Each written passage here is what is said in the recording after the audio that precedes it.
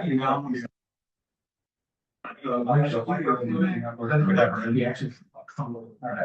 didn't want, he said something there. Yeah, good. I call the Duval Council of the Whole workshop for April 21st, 2026 to order at 5:34 p.m. We have council member Supple is out.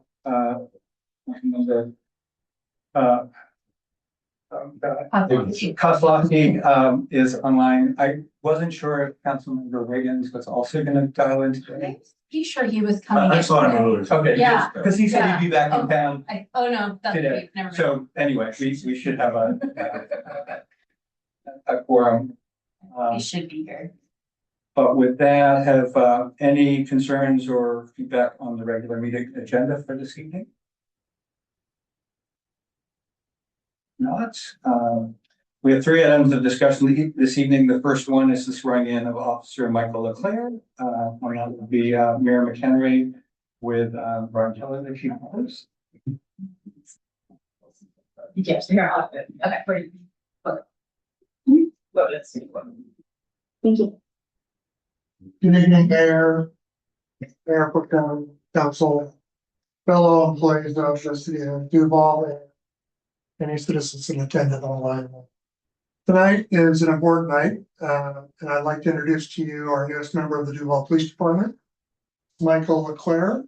He joined our department on April 16th, and he and his wife Desiree and their 1-year-old child Paige moved to Kent from California and live on a property owned by his wife's parents, who are currently in Israel.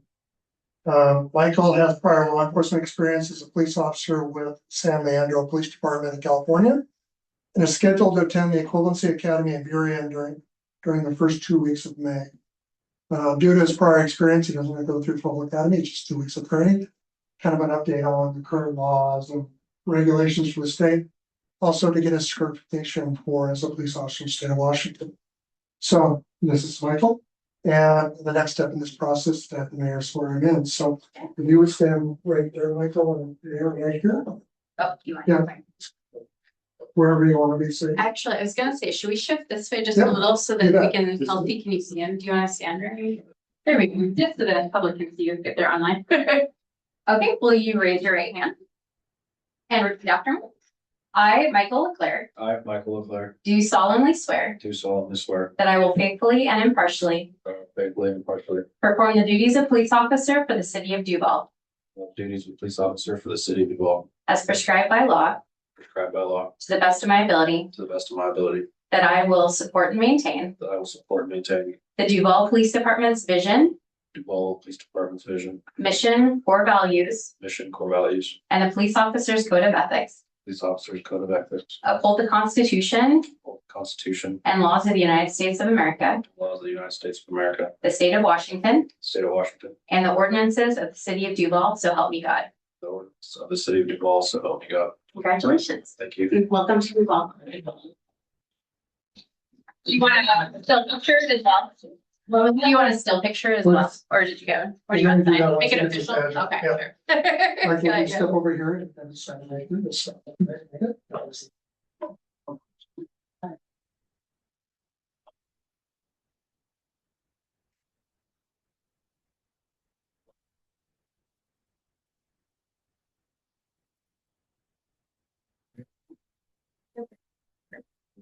All right.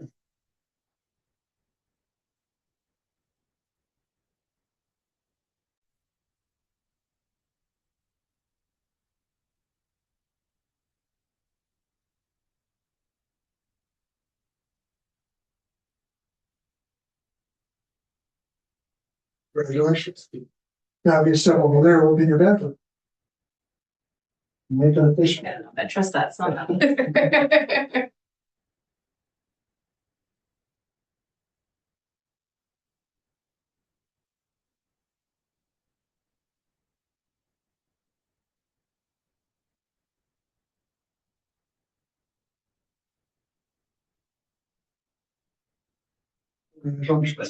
Congratulations Thanks so again. much.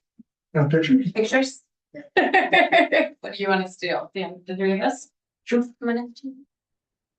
Awkward intro, but. I know, we have to turn this kind of a little Like, segment through, but. Yeah, you stand. Oh, sure. There. Where? I thank you. Okay, Yeah. sorry. Sorry, Jennifer, I don't mean to hurt you. That's okay. I would, if you need to pull from the board, that's fine. Thank you. Congratulations. Anything you'd like to say, Michael? Yeah. No, Chief already introduced myself. My name is Michael Leclerc. Lateral from the state of California. I was a police officer down there for 2 years. I promise to, wear this badge with honor, integrity, and courage.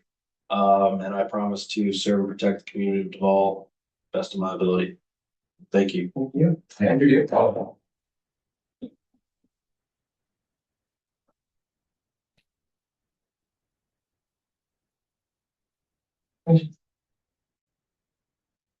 And the second item of discussion this evening is an update to the municipal parking code, and that discussion will be led by Brian Keller, Chief of Police.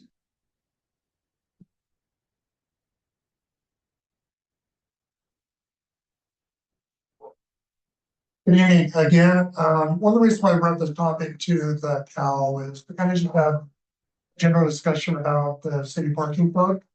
One of the things that I noticed when I first came here was that there are a lot of code that probably is no longer needed or needs to be updated.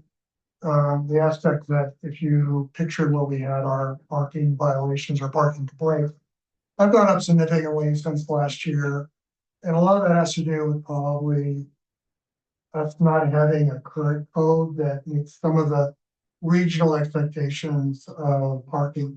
Some of those are still current and good standing, but some of them, as we'll talk about, are a little bit long in the tooth. Chapter 7.08 is the parking code for the city of Duval. These are the codes that are covered, and highlighted in red are when the last change in the ordinance was. So if there are a number of different codes talking about parking in all streets, we have a 24-hour street requirement in residential areas. There are a number of areas that also have some other restrictive parking. So 2-hour parking on Main Street, 15 minutes for the loading zone.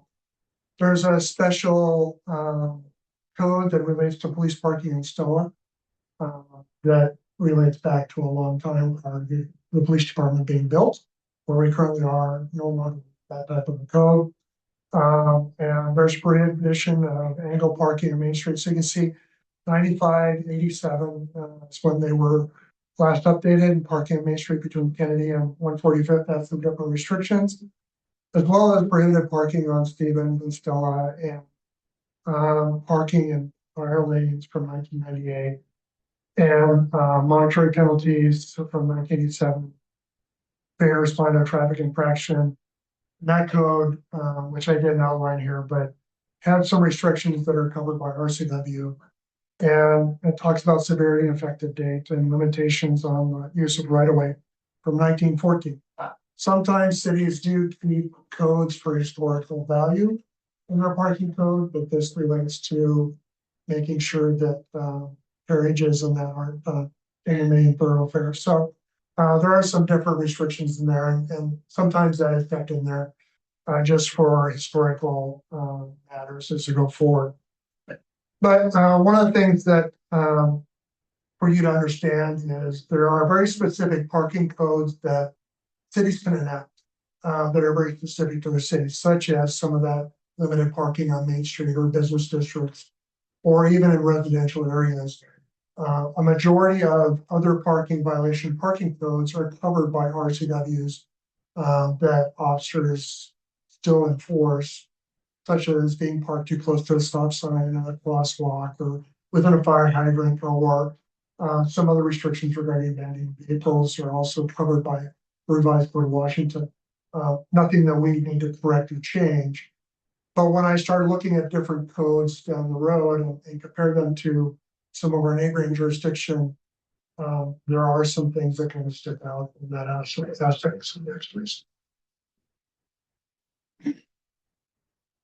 So So as I talked about, issue at hand and moving forward, parking violations are up 35% from 56 to 76 over 1 year. And we still get quite a number of parking complaints. The majority of those parking complaints relate to the 24-hour restriction in residential areas. That it can be problematic in the aspect that there are oftentimes people park over the weekend.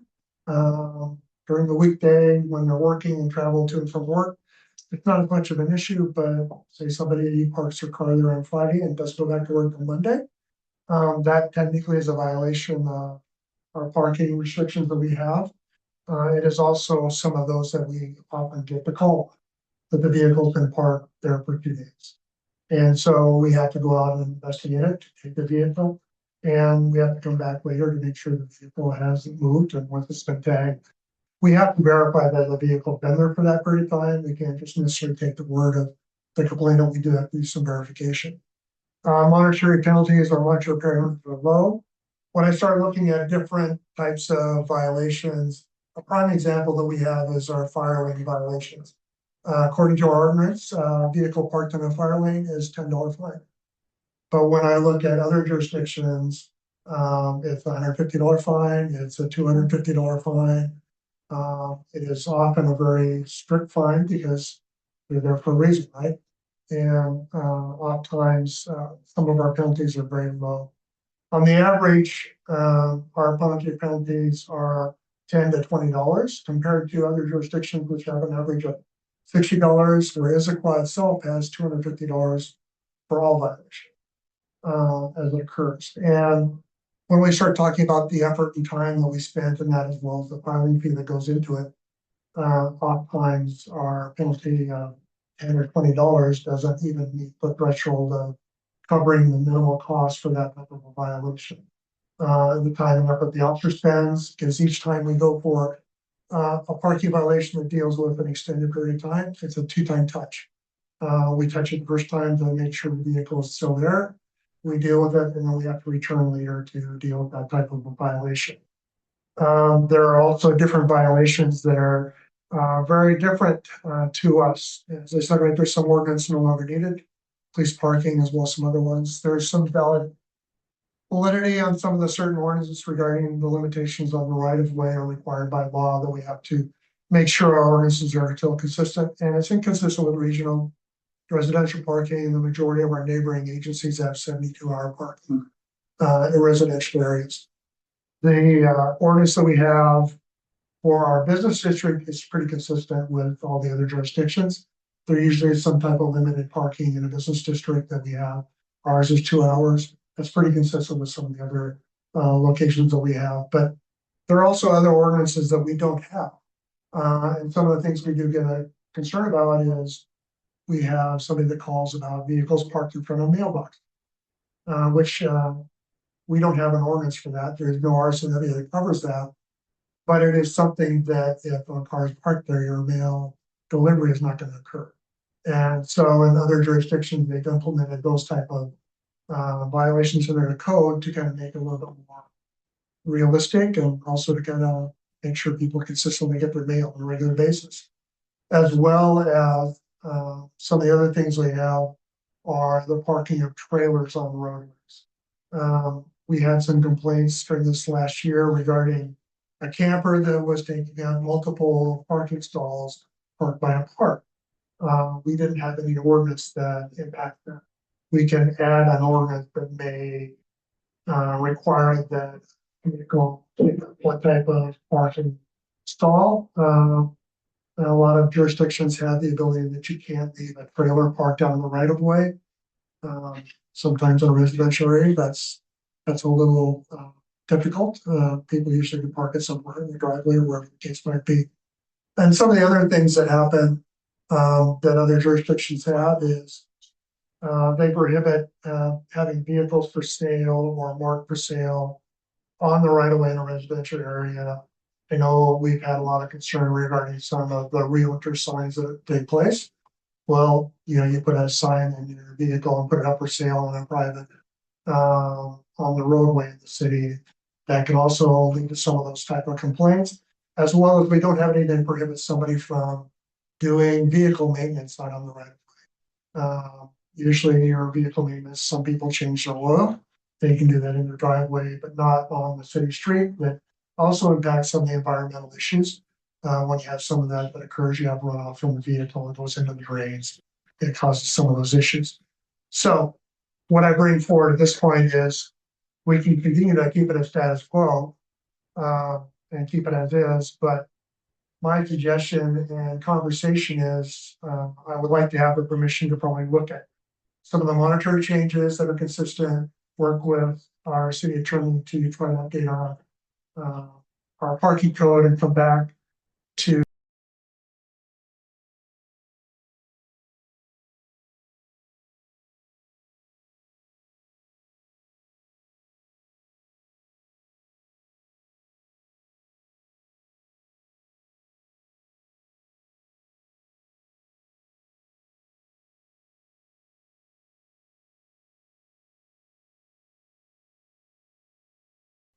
You all are muted. You muted about 20 seconds ago on your end. Okay, I think somebody touched the desk. Had me on. It did some really great things when it's getting them. Thank you. Would you like to read something or? Well, he said it was just the last 20 20 seconds, yeah, just I happened. think you're good. So I'm bringing forward, I'm here to answer any questions you have regarding this process and you know, a wink and a nod if that's where you want us to move forward. I'm happy to take some of those. And if you have any questions regarding our current laws or any suggestions you might have, I really want to hear them. Yeah, remind me, do HOAs supersede the city parking ordinances? There are certain HOA rules that relate to private roadways. But the majority of our streets are public right of ways and we have control over that. Yeah, Yeah. there's one for sure, maybe two, right? Yeah. Okay. But the public road and the right of way is our responsibility. It follows our ordinance. Questions from council? I am in favor of moving forward on this, by the way. I do have a question about the 2-hour parking on Main Street because I've been asked by a number of Main Street business owners about that. And so help me here, do we have signs out there that say 2-hour parking? Or Believe it or not, there are quite a few. are there really? Okay, well, maybe we don't need any more of them. But the business owners, at least the ones I've talked to, are in favor of that. They're not aware of that. And I know we don't have active enforcement. And it's difficult for us to do that Absolutely. because we'd have to come back and there are some case law that prohibit law enforcement agencies to chomp tires because it's considered at times an unreasonable search of that vehicle. But there are some different ways to get around from that and do it, but we don't have the staffing right now to do active parking enforcement with our parking portals reaction. Right. There are things that we, as we're driving through a neighborhood, we may see, and especially in a business district where you have handicap parking stalls.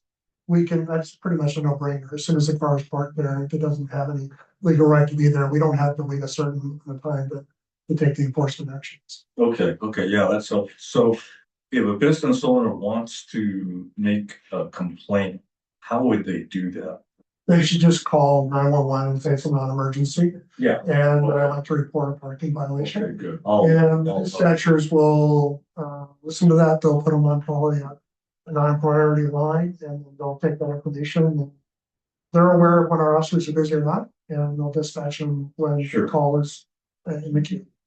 Well, thank you. Councilmember Hernandez? Coming off of this, questions about signage. I had some friends who used to live between Broadway and 3rd Street. There's a bike lane there, but there's absolutely no signs that say no parking. And the only reason that we found out was when someone knocked on our door with a badge and said, please move your car. Yeah. Which thankfully we didn't get anything for that.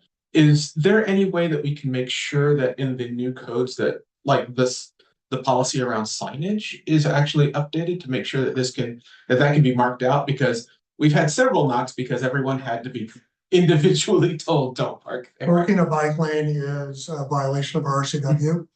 it is, you're actually parking in a travel portion of the roadway. We could put signs up there, but that's something that I would have to work with Public Works on to see if that's appropriate. Sometimes there's, as you come into town, you notice there's a lot of signs, right? And sometimes signage, if it's not properly placed in a position, can just become chatter for people out there, and sometimes people don't see that, but that is something that I can work with Public Works. Do you think? You have a question about that? Yeah, comment. Okay, comment, that's fine. So, yeah, I'm supporting moving forward with any revisions. I would like to call out that, you know, as we're working with, on upzoning and affordable housing, I know that there's a lot of parking code changes that get interlinked with that. And so just as you're working on this, bearing that stuff in mind, I'm sure you would be anyway. And then the other element of that is, especially as it relates to the fees and the parking fines and things like that, at least getting it revenue neutral as opposed to a deficit. You know, enforcement for losing money seems wrong. You know, at least we should be. I think there's a happy medium between $10 and $250. Yeah. Yeah, you don't have to But, you shop know, center necessarily. I think that there's a happy medium there. And there are, this is the parking code that we have, Title VII, relates to on-street parking. There is also different code that deals with construction, the amount of parking stalls you have to have, or the amount of vehicles you can park in your driveway. Those are different codes, but I'm more than happy to work through that process. Yeah. That's from the Klosky. Did you have a question before or a comment before I ask one? Sort of just two comments. The piece around the mailboxes. Obviously, you know, with all new construction, everything is a residential mailbox. So not having code around that, I know that's impacted us. You know, not all the time, but I know that's sort of, you know, whether it's a contractor or landscaper, they tend to park in certain places. My other question was more around the RCW piece. I know a lot, as you said, the code is covered. I think I have one of the two private roads I live off of up in Legacy Ridge, and we've had issues, you know, with there's a minimum distance from a driveway entry. I think it's, and, you know, where you can't make the turn or fire access. But it sounds like your recommendation would be we wouldn't replicate code that's in RCW. We would just look for deficits, and then anything that's in conflict or has been superseded, we would remove that. So we would operate, or your department would operate off the RCWs and then Duval specific code. That's correct. Yep. Our municipal code is to kind of fill that gap, things specifically to our community, to go through things that we sometimes have issues with, such as specific parking in the business district, or if we want to create a specific parking zone or permit parking. Those are things that would be handled by our code versus RCW. I guess my only other recommendation would be, and again, not to create work for staff or just sort of a thought, but you know, we talk about the community outreach piece of this. If we actually end up making code changes, which I'm sort of getting in front of things because it's obviously a process, you know, it'd be great to have some education or a pamphlet or something for the community, you know, that we're. Yeah, if there's any changes in the code, do we want to have public input? But there is, we want to make sure that we do some outreach to make sure if there's a significant change, we want to make sure we don't try to get it enacted and not have people know about it. Thank you, Madam Mayor. Well, I just have to say, because some of the codes go back so long, that one was 1914, it reminded me of Salt Lake City. That's why I had to look at Mayor Pro Tem. We attended the NLC conference in Salt Lake City, and they have crazy wide roads. And it's because of one of their founding codes is the streets have to be wide enough for a team of 14 oxen to make a complete U-turn. And that's why they have insanely wide roads there. And it was so interesting how they just kept that tradition, because it's still existing code today for them. So it was really interesting. I was curious, and it's okay if you don't know the answer to this now. Is there any way to put an automatic increase in any of the fees, just how some of them don't get updated, or do you always have to go in and manually update them? That would be something that I'd have to ask the city attorney about. But I think once they're enacted in the ordinance, there's a ways to do it where you don't have to change the entire ordinance, just change the penalty portion. Small side question with the whole mailbox thing. Would we then paint like the curb yellow in front of mailboxes if that? That's some way to do it. You can paint curb, but sometimes when I think, Public Works would say, once we start painting curves, that means we have to go back and continually paint the Yeah, curb. it would be a lot. And so there are some ways to put signage on the mailbox or something else to kind of do I that. see, yeah. Could you make sure? Well, I happen to live on the street that had serious mailbox issues this year. So we immediately went and signed them because the post office decided that they were going to hold all mail for that neighborhood for days Wow. until we corrected the parking situation on that road. And so we immediately put up no parking during certain hours and had that stall. I think there's 2 or 3 signs now that are in front of those mailboxes, but yeah, we try to do signage when we know there's a problem. And there's a very attenuated problem in the Toll Brothers development. And that was the HOA that did that, is that right? So yeah, the HOA actually called me, and we connected really quickly and got signage up there. The city puts signage up, I see. Yeah, the city put signage. but it's usually best if the infrastructure can be built in a way that supports no parking, but allows access to the box, i.e. like a curb hole or something where you can't park in front of it, but yet post office can support it. We do change postmasters quite a bit, so they each have their own set of rules. Because when a new subdivision comes in, they are supposed to get approval from the postmaster. We don't do it, right? We're not the mail people. So we have them approve it. They have a signature block, so they worked out where it should go. But like a postmaster may let a mail delivery carrier pull up in front of a mailbox without a park stall in the drive lane. Some may not. So it's a little bit of a constant change. I think we're on our 4th one in 3 years or something. Yeah, there's a new one down there. I just forgot about this one. But you also find a number of people because of mail theft and that third party to get with their neighborhood and create a joint mailbox for that We gotta neighborhood. do that, yeah. And it's, we do get occasionally those type of. Well, thank you. Thank you. Thank you. We'll move forward. The third item of discussion, and I know, city administrator, we have shared some material in mail, and it was as well, but a discussion on legislative priorities. We obviously had the budget workshop, and there was some feedback. I doubt that all that information's been collated yet. But you know, we go through an exercise every year where we try to do some alignment with well, both what SCA has identified in terms of Sound Cities, but also AWC in terms of their legislative priorities. I think the other piece is really, I was in and I don't know if Adam, you dialed into this particular meeting where the lobbyists were talking. I think it was the in-person one, so maybe not, but you know, that this is also the time of year when they're out of legislative session where we should be building the relationship. So I think that the intent here was just sort of to kick off an initial discussion.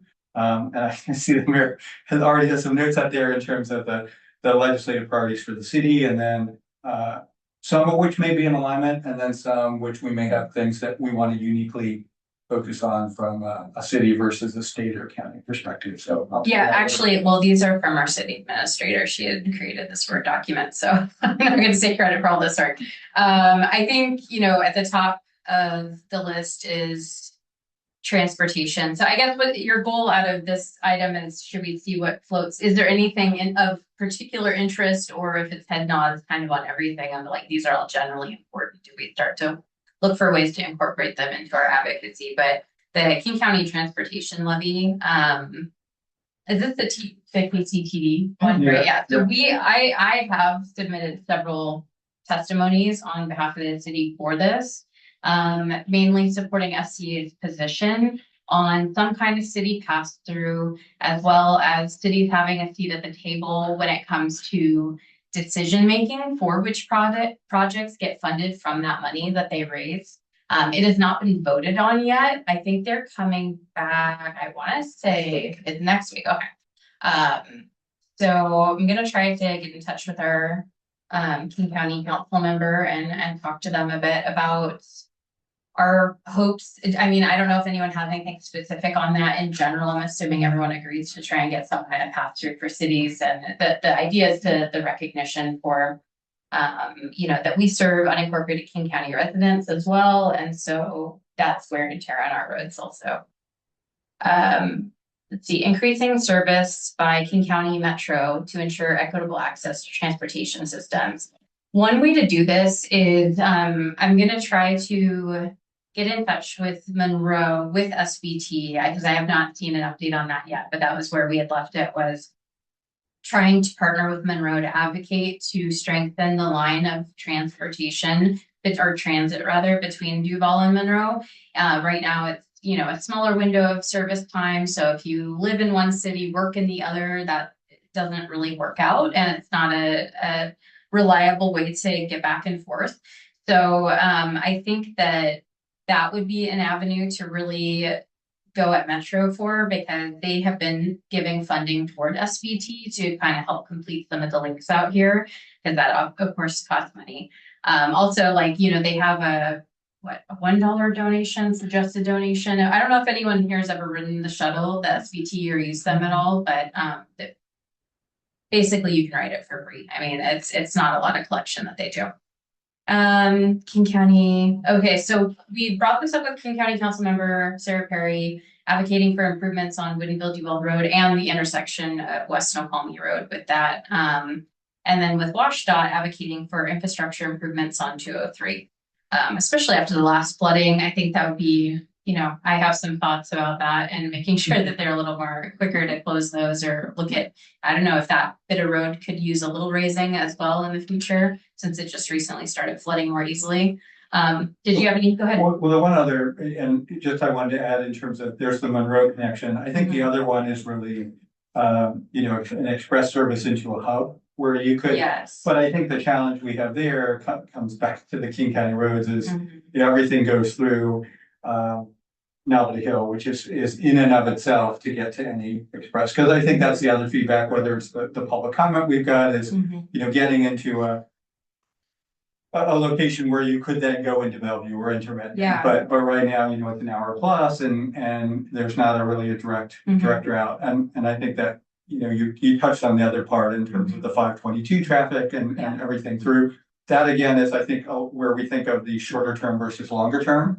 How we seed the ground for both of those conversations. I mean, the things that we might be more receptive of today, and then the other is really just sort of seeding the landscape for that, conversation next year or allocation of funding. I know, in the case of Carnation with the roundabout work, that was a 2.5 year engagement, some of it with lobbying, but some of it with their council in terms of forming that connection. I think the Woodinville Duval, everyone recognizes that is an opportunity, but that is a massive, project as well. And there's I know a city share of that, which is also not necessarily all on WashDOT. So I added the SBT link between Duval and Monroe just as a subnote under the Metro tab. And then also, because I forgot about that, that's something Elijah Vincent is a resident who started up a kind of coalition for advocacy for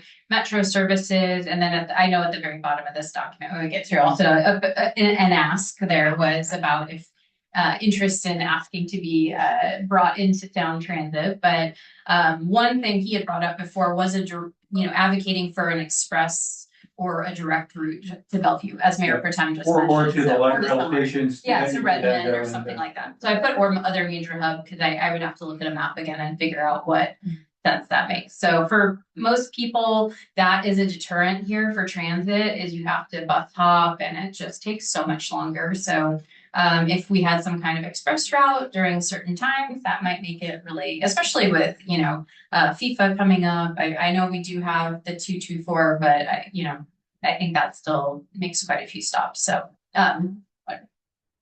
two things on what you're saying there. I'm backtracking a little bit, but just this last event, one conversation I had with Mayor Bell was that one of the things that enabled the roundabout in Carnation to move forward was actually because it was a public-private partnership with Rumlinger Farms donating land. And without that, they probably wouldn't have moved as forward as fast as they did. And so I just wanted to add that into the conversation. The other thing, and I don't want to quickly deviate from the SCA's position, because I across the board and in the bigger picture, I like what they're doing with this 25% or 20%. I don't remember where they I think it's 25%. Pass through back to the city, and maybe that is what's best for Duval. But because we're so isolated out here and not connecting to other cities, and I also know that the Councilmember Perry, last I heard, was not hugely in favor of that pass through. Because the amounts are so small, what we would actually get back from that 25%, I can't help but wonder if we might have more leverage or benefit better if we took a different route. But I don't have an answer for this. I know you're not supposed to bring, problems. You're supposed to bring solutions. I don't have a solution for this yet. But I just wonder, like, if we might have more leverage if we were lobbying for something better. If we weren't saying, listen, give us the 25% back so we can do with it what we want. If that 25%, I don't know what the number actually is going to be, but if that 25% is really going to be small and it's not going to allow us to do much, if instead we can negotiate with the county and get that intersection done, maybe we're better off. If we can get 1/24 raised, if that's structurally appropriate, maybe we're better off not asking for the 25%, just getting a couple of major projects moved up the list a little bit. I don't know if we end up doing better. And that's the piece I think that came up in the last meeting, and I think came up in one of your discussions as well, is like the county hasn't provided that list of projects, because I think the other piece of this was the pass through, or I think it changed to an and some input in terms of the prioritization, but they have not put forward yet a list of projects, much like our TIP, where we know what the projects are. And then I think the city then could have some influence, like, well, this one would directly benefit us. And so I think you've been, part of those conversations, but I think the ask is out there for that list. They have not yet provided that list of projects. There is a, analysis kind of breakdown of where all the, I was gonna say council members, but they're, transportation district, board members, right? With that. And there's definitely a yes on a pass through. Perry was like a tentative yes on the lower amount, 12.5. I think for me, I totally get what you're saying. We have to be careful too, because that's SCA's position. We're an SCA member, and so you always have to then be like, well, if we disagree, is that you just have to choose to, you have to be careful how you voice that. But I think the concern is that they can go out and ask voters for more. And so what's important right now is to set a framework for if that eventually goes up. And also recognition that even without a pass through, that's not enough money for them to do everything they want. So can we have a say in how at least, north, east, west, south, like where the majority of funds are going to go. There's a big concern it'll get siphoned away from less populated areas, and we're not going to come out winners in that. So that's the concern. So and also that, we've asked, well, what's the list? What's the idea behind that? And not hearing a lot of clarity there yet is concerning as well. So the ask to have a seat at the table, the executive has certainly weighed in as well at that, to which then some of the other board members said, well, hold up. If the executive's going to have a liaison at the table, then the cities need to be at the table too. So it's been really interesting, but looking at the potential yeses on 25%, 20%, and 12.5% was the other kind of funny number that came out. There's definitely a collective yes on a pass through. I think I don't know what the final number will be. And it might be small for us. It's money we could funnel into streets or something else. So, I think it's just that recognition that they're also choosing a tax structure or a tax mechanism that is not progressive, and is also one of the few things that cities can also tap into if they wanted to. And so we were like, you're kind of taking our, more the tax competition kind of idea. But I totally get what you're saying, and I don't disagree. I mean, I hear you. It's not going to be enough money for them to do. I don't even know, like, if I would say a significant portion of that list, but the idea is over time, because right now they just have no money at all. So they're trying to get something. But, and there was also a potential for well, what about cities who already have TBDs? Maybe they don't get anything or, and so we're pushing back against that as well. It's like, well, don't punish cities for doing what they need to do to make ends meet too and get their projects done. So it's been a really interesting conversation to say the least, especially hearing at that housing consortium celebration that, oh, and by the way, an affordable housing levy is on the way next year. So it just keeps piling up. And so I think this is a fight worth fighting. And I think it's all a good discussion though. And it at least gets them thinking and listening to the cities right now. So yeah, I really get that. So yeah, general advocacy for all of the trouble intersections outside of city limits that we know are problems. We've definitely been continuing that. Public safety, and Cynthia, feel free to if you have anything that you want to talk about as we go through this list. Oh, immediately. So I think my question is, so I'm taking note. My question is kind of more at a 30,000 foot level is the purpose of this conversation is ultimately for us to do a new legislative priorities document and use it as a basis before the leg session starts to meet with our legislators. So so I'm testing my understanding of the purpose of this agenda item is to create a new legislative priorities document to assist Mayor Pro Tem when he advocates with AWC on their legislative priorities, because you're on the legislative, I can't remember what that subcommittee is called. It's this legislative priority. I mean, it's essentially the AWC equivalent, but yes, for which goes into and that's where some of the e-bike stuff has come up and other, there's certain things that apply and don't apply.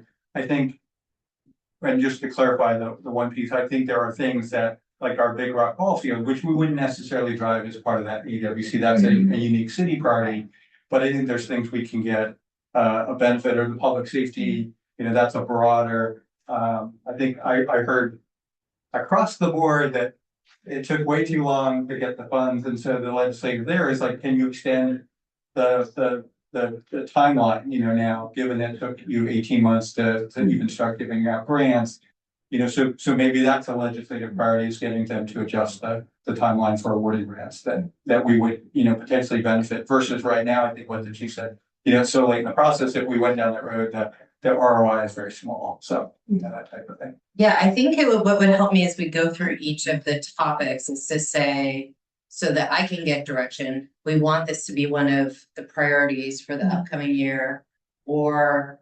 A, B, we want to schedule meetings with elected officials on this topic so I can move forward on that. Okay. Or then C, this is really important, like the roundabout. Let's build a very specific advocacy plan on this particular item.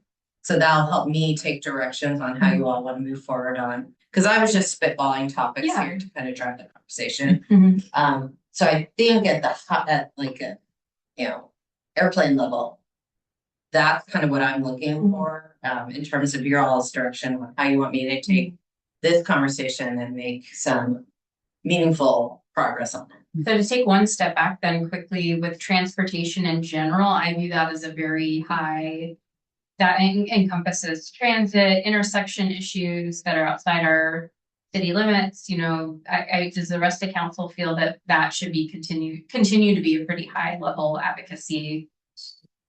I would see some general nods on that one. Yeah, and I would just say as a legislative priority, I think it's hard because you got to pick. I think one of the things we're effective is, it's 6 items on a page, it's got to be almost like a hot sheet. And so I think that feedback, we may want to distill that, into something like, focus on regional connectors or something that's actionable versus just a broad set of, we want to improve transit, we want to improve this, we want to improve that. I think we need a couple of go afters. Well, I think in my mind with them pushing for the KCTD sales tax so hard right now, we should really laser focus our advocacy for the key intersections that we know are problems in King County around us. So the 124th West Snoqualmie Road, Woodinville Duval, West Snoqualmie Road, and then this intersection to Main Street and Winfield Duval There's a Road. safety and with the bridge resiliency and all that, piece on yeah. both of those in terms of. I know that one's not as far along in the study, but it's just got stand up. Yeah, well, Steve.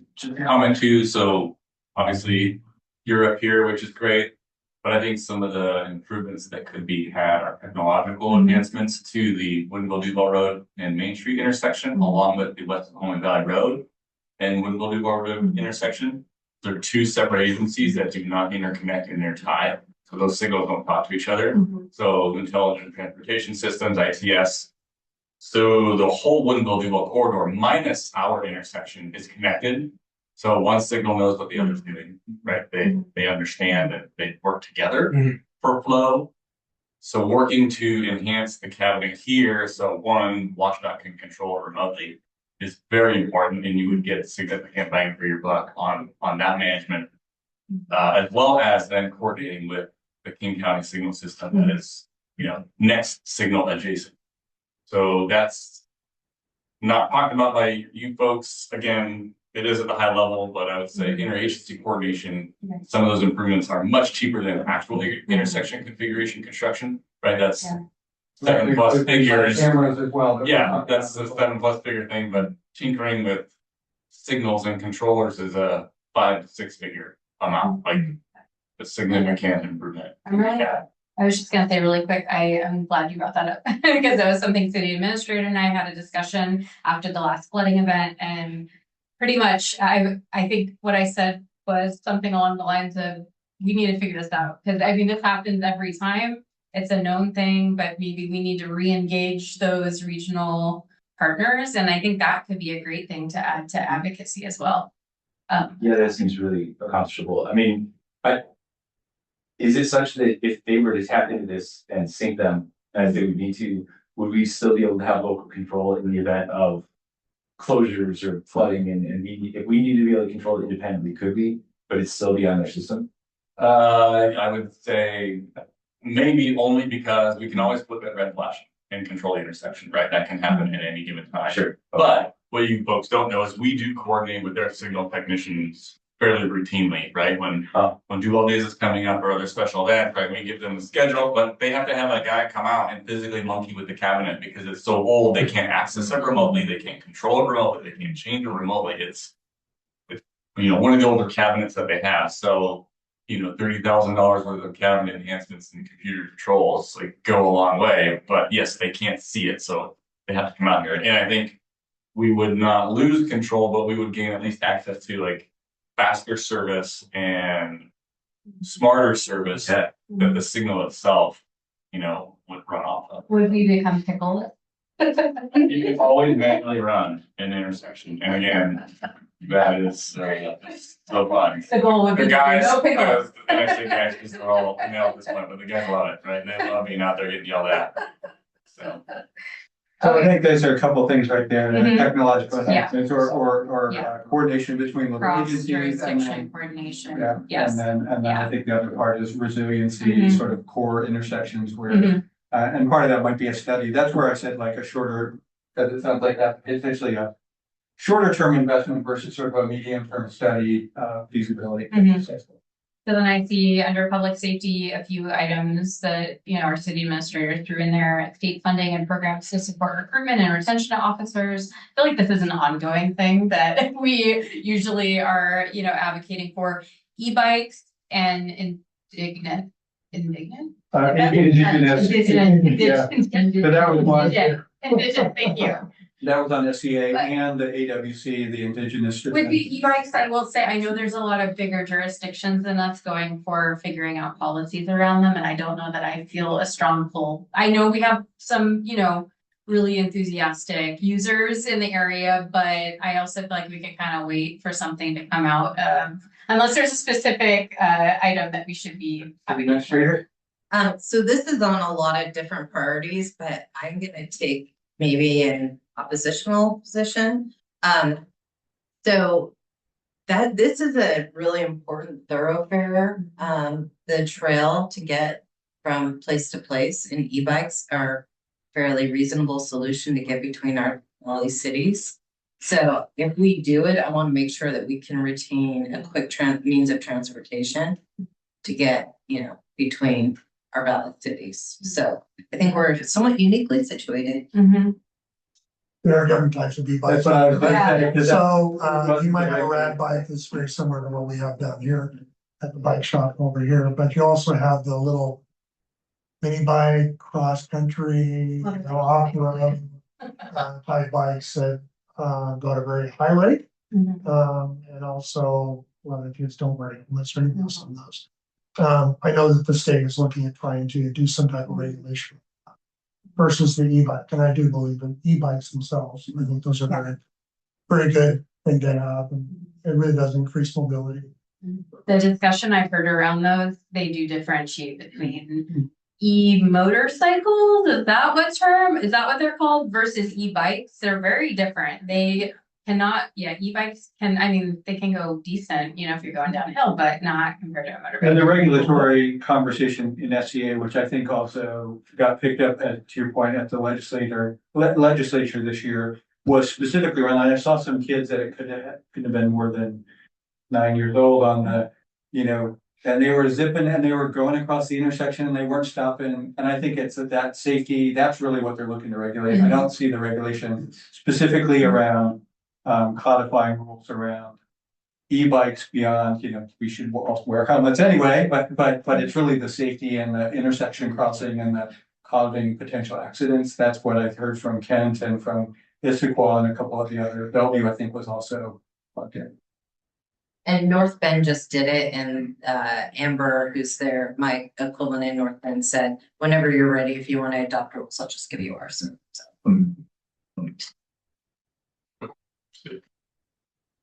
There is a speed limit on the King County Trail. Does anybody know it? No. 20. 15. So it pleases themselves, but most class 1 e-bikes, which is pedal assist, pop out at 20, but mine's governed at 16. But kids are smart enough to remove governors when we were young, right? So yeah, class 1, 2, and 3, like class 3s go up to 20 miles an hour. Yeah, it used to be like a lot of the trails were new motorized. Yeah. But that was before e-bikes. Yeah. Is there anything on indigent defense that you want to tell council about, like what that is about exactly, or? So that topic is also on, I believe, both SCA and AWC's legislative priorities, and that's just ensuring that counties particularly, but also cities, have enough resources to pay for public defense. Because there are new rules both with the Washington State Bar Association and the Supreme Court that are looking to legislate and have legislated, I think, to some degree, the caseload for public defenders because burnout is so high. And so what they've said is we're going to limit the number of cases that every public defender can hold, which means that counties and cities are going to have to pay a lot more for public defender services. And so it's looking to kind of decide a cost share mechanism to help pay for those public defender services. I'm assuming there's a decent, on all the public safety items, I'm assuming AWC has a pretty good baseline of us being able to say we support those items without having to add our own specific individual things to that. And they have some things also around sort of recruitment from local universities and seeding more attorneys that graduate from Washington State and Idaho schools to go into public service. So there's some other initiatives. I think we're covered, but I know for some of the bigger cities, like to your point, the cost sharing was really hitting their bottom line significantly, and we've contracted out for their services, but it's still, there's got to be some pass through back to you all.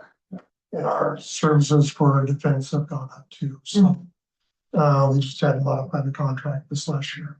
Well, the other issue for us at least, and I don't know how other cities respond, but because we don't have our own courthouse and our court services are through Issaquah, but in this area at least, it's a monopoly. I mean, we have one provider, sometimes two, so whatever they charge is what we pay. Because there are so few public defense services that we're kind of held hostage on those piece.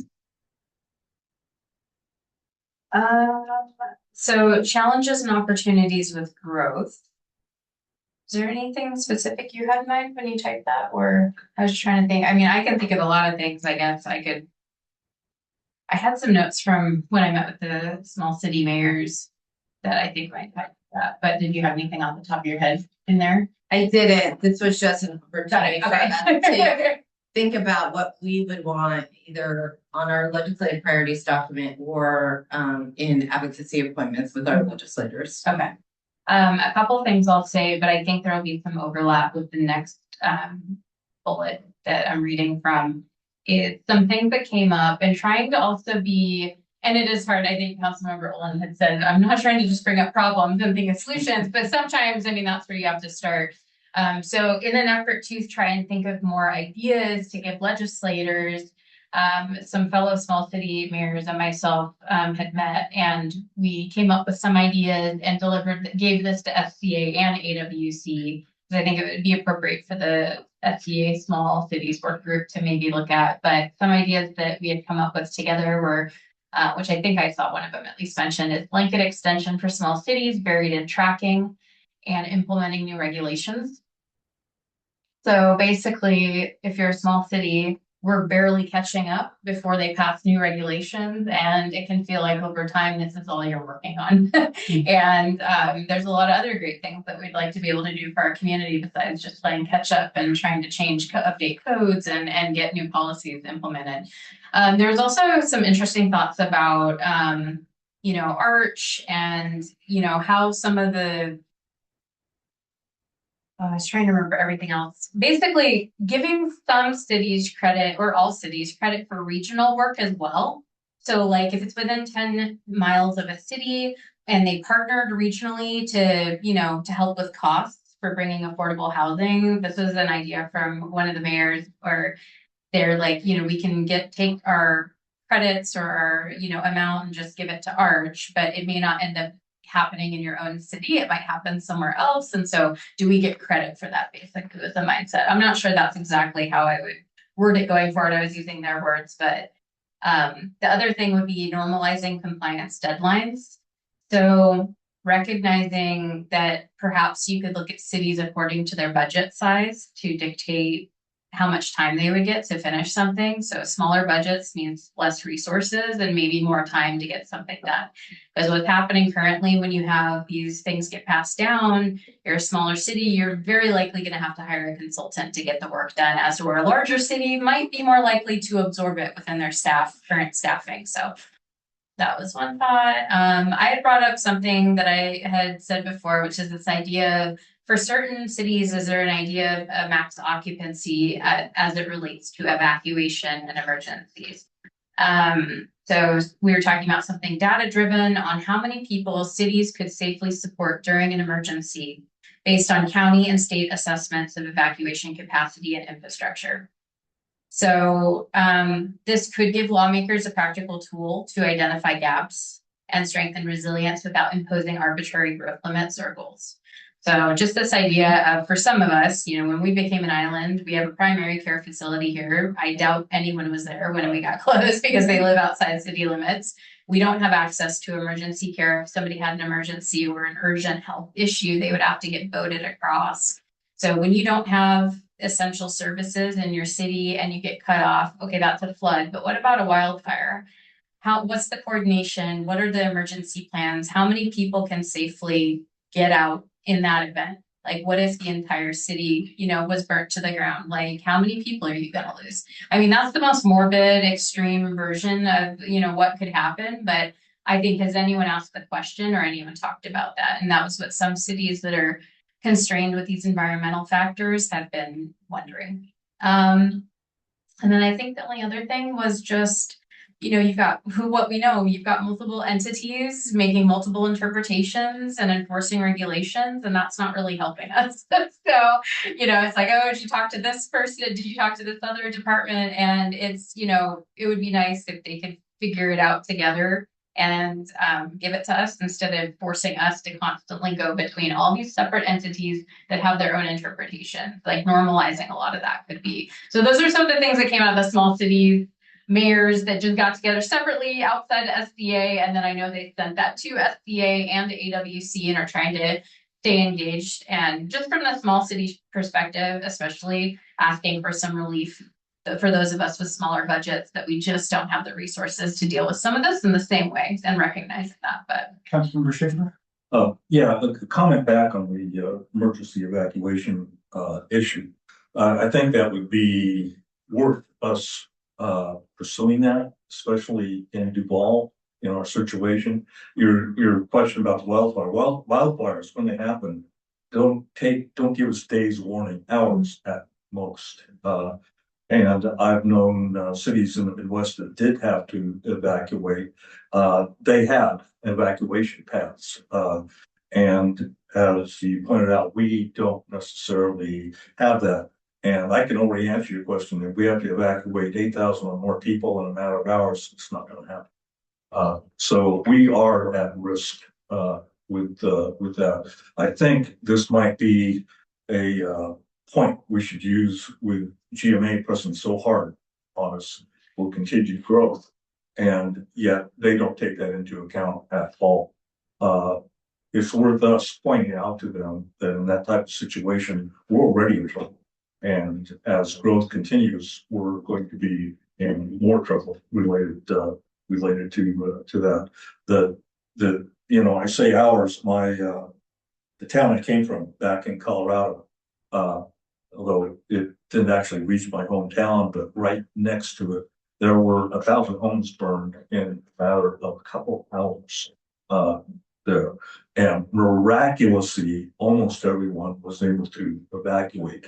But when you think of that, 1,000 homes in a couple hours, same thing could happen here, possibly worse, because we're talking about grass fire back then. Given some dry summers here, we could be talking more than just a grass fire. It could be a forest fire that would sweep over the city. And that, touches on the broader, I mean, I think you did touch on a number of these points in terms of the challenges and opportunities, because I know we have future agenda, we'll talk a little more about affordable housing and step housing. I mean, there's sort of how we grow, the targets that you referenced in terms of where we fit in growth, is a challenge. I think there's opportunities around diversification and creating new, but, I think where we need to sort of start to evolve a position is in the absence of a defined position. To your point, we get handed something, and I know there was a lot of concern around the legislation act in terms of the restricting retail for the housing and in the mixed use, because we also have priorities around building out an economic core, and you don't want to be told, that you're what you've defined as mixed use, and you expect a certain amount of economic return is suddenly now all housing. So I think that's, we and maybe that's not something we advocate, but I think at a higher level, that higher level is we would like more diversity of housing stock. I mean, both on a price point, but I think also like targeted. One of the couple that came up to me at the budget workshop was an older couple, and they referenced the senior housing that was built in Carnation. Well, it's the young person coming out of school, it's the older individual, it's the transitional housing. And I think we've just found a lot of challenge, and part of that is because we already have so much single family, to how to convert some of that.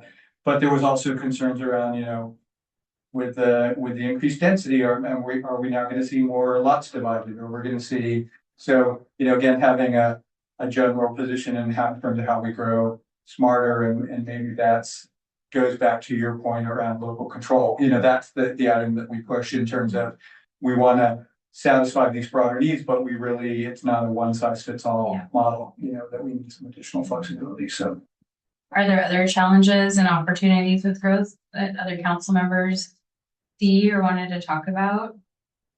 Other than transportation, right? Yeah, it's all very much interconnected, though, right? So balancing the impact of legislative policy goals on cities. I think this is one of the points I hit on, the pace of legislation on small cities. We don't have a big budget. And so is that something you feel pretty strongly about? I feel like we should elevate that in particular amongst some of the other things I don't know, just looking at, you know, the impact on small cities of how quickly legislation gets passed. And also for me, I would always say like also not getting to see the outcomes before they tweak it or change it. I mean, some of this really, I feel like we just get it done and then they're doing something else, but we haven't even seen the outcomes yet, but. It's hard, I think probably for a lot of us, because we don't have tenure to know that cycle as well, as staff probably does, is that you know, some of you have been around a lot longer. And so, I mean, I haven't seen like this mandate come down, and then by the time we got it done, next mandate, like I haven't been around long enough to know. Okay. And so it's hard for me to weigh in on that. It sounds like it probably is a thing. Yeah. I think we'll just leave with that. I feel like it sounds probably a thing. I would trust staff, Yeah. to, Yeah, okay. Well, and there's the one other fact, I don't think you shared, Cynthia, but the 2025, which you can share after, because it was investment in city infrastructure, funding challenges, which is both the local control and the lifting the 1% property tax cap, transportation and public safety, expanding city parks, which I think you're going to come up to in a moment, housing affordability, and then the unfunded mandate in local autonomy. So a lot of these things sort of recycle, you know, but We have been told not to use the words local autonomy with our Yeah. legislators. They don't like that. They don't like that. We've been told, flexibility or yeah, like probably kind of more positionality about impact to small cities and being specific versus we want local control. Apparently that is language that is triggering. So we will phrase it differently in this next set of legislative. Yeah. Get some creative wording there. And I think it's how we tell that story ultimately is the conversation that's come up in the small cities working group and others is like how we articulate that we are different, that we're not contiguous, that we have geographic challenges and highlighting and to your point, not to highlight all the reasons we can't do something, but the why they need to work with us to implement solutions that might be unique to our, or why things don't necessarily work the way that they envision. That's telling them it's because we're special, just doesn't land well, and we're unique and special, just like everybody else. We're an example of one of many of the outlying communities. There are many like us, and we're speaking on behalf of them. Like there's plenty of cities in Washington that are on the outskirts of some. 100%, yeah. I see a suggestion from staff, appropriate funds should be set aside or placed in a grant program for local planning and projects to assist small cities to comply with unfunded state mandates. I also think probably not words. Yeah, I think that beyond this. Unfunded mandates is also like, we can't get that phrase anymore. Mandates without appropriations. I don't. Yeah. I know I'm not a big fan of words, nothing for the sake of it. Overlapping priorities, so requiring wider environmental buffers in sensitive areas, while also requiring increased and denser housing supply. We had recent examples of this where you just had two conflicting requirements and you can't do both, but then we're asked to do both. And so I think this all goes into the general narrative as we advocate, and hopefully some of it will resonate with our representatives. Did you have anything to add on that? Yeah, I mean, I'm looking at the Oh, I like how it's worded for a small city should have tools and flexibility. I think that also comes into play with the, keeping because having options, it's the not the one thing, it's like here are the four things and you can, determine which one works best. Yeah.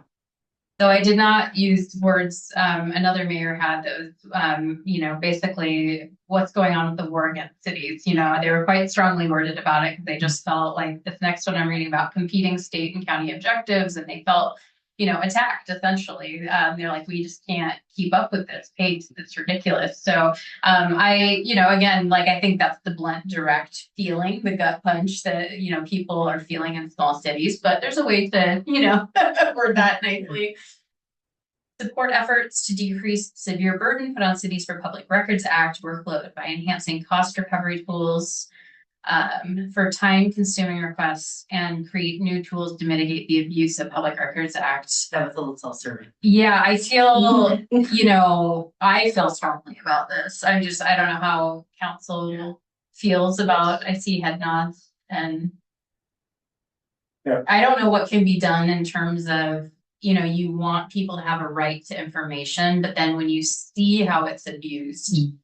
How to push back against that while still making information accessible. That is really tricky, and I don't envy the person who has to figure that out. I don't personally have any ideas besides some of the things we've tried. And it's not again unique to, because we heard this at the AWC conference, I think last year, that there were a lot of cities that brought it up. There wasn't, and the governor was there, I think there wasn't a lot of receptive voices, but I think it's again like limited resources to satisfy. And so it's not a pushback on transparency. It's just basically, to your point around cost recovery, valid requests. They shouldn't be burdensome, but it's like how you at least cover your costs. And I think that's similar to what the chief was saying around parking enforcement, at a minimum, the ability to cover administrative. Yeah. And I saw a lot of head nods on that in general. So the other one is managing growing and unsustainable liability exposure.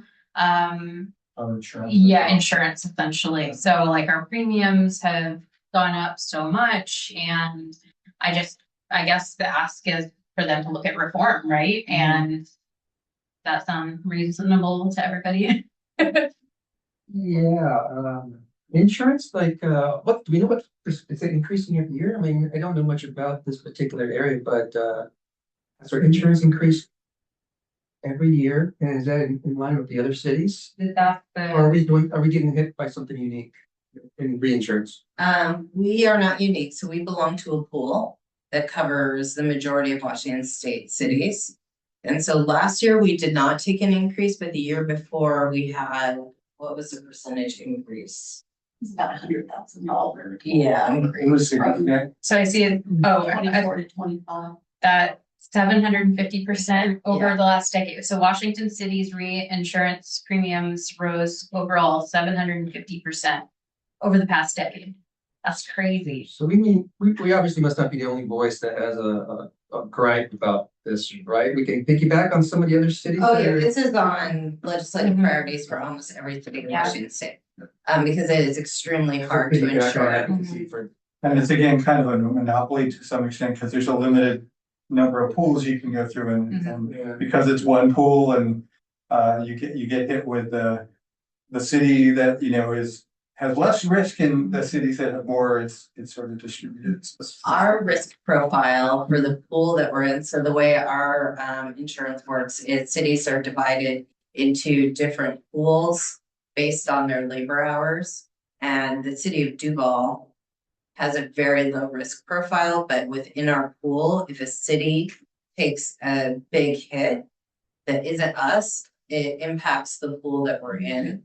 So the really out of control jury verdicts, Washington state right now is the hardest state to insure municipalities in the entire country. So is there a kiddie pool we can join instead? There are only Small pools or something? There's only two real insurers in Washington state for municipal insurance. And the market certainly takes advantage of for liability insurance. Not necessarily for property damage or auto liability, but employment exposure, trip and fall exposure. Yeah. One thing I've got a model, if you get to forget one thing or whatever. So I'll pick up the pace of team. Oh, Yeah. sorry, Adam had his. No, I'm just gonna reflect. I mean, it seems like there's a couple buckets, as we go through this list, and it seems like there are several items on this list that are better legislative priorities to be advocated for at county level. And there's other ones that are state level. And so, differentiating those that if we have our 6-point fact sheet when we're going to state as opposed Yeah, to- it'll look different for sure. Yeah. So more locally now, capital priorities, Third Avenue project, municipal campus, Big Rock Ball Field expansion. I see your note advocacy approach similar to Carnation Roundabout under Third Avenue project. I think there is one potential big grant we could go for, the PSRC, but that wouldn't cover everything. And so was the thought there to potentially ask for like a state appropriation for that rest of it to potentially finish it? Yeah, I think just having spent time with folks in Carnation, You know, their advocacy approach for getting their roundabout was really well planned. So as we get to full design in the Third Rock, I think our next task in that project is to approach advocacy very similar to an intention to finish that project and get our letters from our legislators, have them out here, walk it, look at it, you know, and really know that project, because the folks that advocated for the roundabout in Carnation, including the tribe, knew that project. You know, they knew where it was, they watched the traffic, they, you know, went to a concert at Remlinger, looked at the pictures and said, this is horrible. So making that project a little more intimate to the people that we need to convince that it's worth funding. I think there's a number of themes that, you know, I think Steve has talked about and others, but you know, that we bring back into the city, whether it's around the connectivity, whether it's around the environmental stewardship in terms of the culvert work that was done. But I think, you know, that's where we really target, like we want, you know, we prioritize as a value for Duval, the walkability, connected cities, the sense of community, and then you amplify that in terms of how Third Avenue can execute that vision. And I think that's what kind of Jim did, is there was a public safety piece of it, but there was the Remlinger Farm events and the commuting traffic, and they were able to tell, you know, all sides of that story. That's, I think, you know, potentially what we could do for Third Avenue, because there's a public safety piece, there's the walkability, there's the bike paths, there's the bringing nature, you know, down close and personal. And but I think ultimately there's a funding ask associated with that, but it's how you tell the story about the funding ask. And leaning in a bit more to Big Rock Ball Field, I was looking down below at some non-capital funding priorities, but how it would link in is park advocacy. So asking for an increase in funding from King County to support service provision to unincorporated King County. I think our parks is one of the biggest ways that we support unincorporated King County residents in Duval. And so asking for recognition in terms of dollar signs. And especially with this big expansion, I mean, that's a big part of the demand for Big Rock Ball Fields. I mean, I think you just look at our scheduling data with people who get priority based on the percent of people of their players and participants that are in city limits. And I think that tells a pretty compelling story as well, because not a lot of them have huge numbers. A lot of people live outside city limits and use those fields. So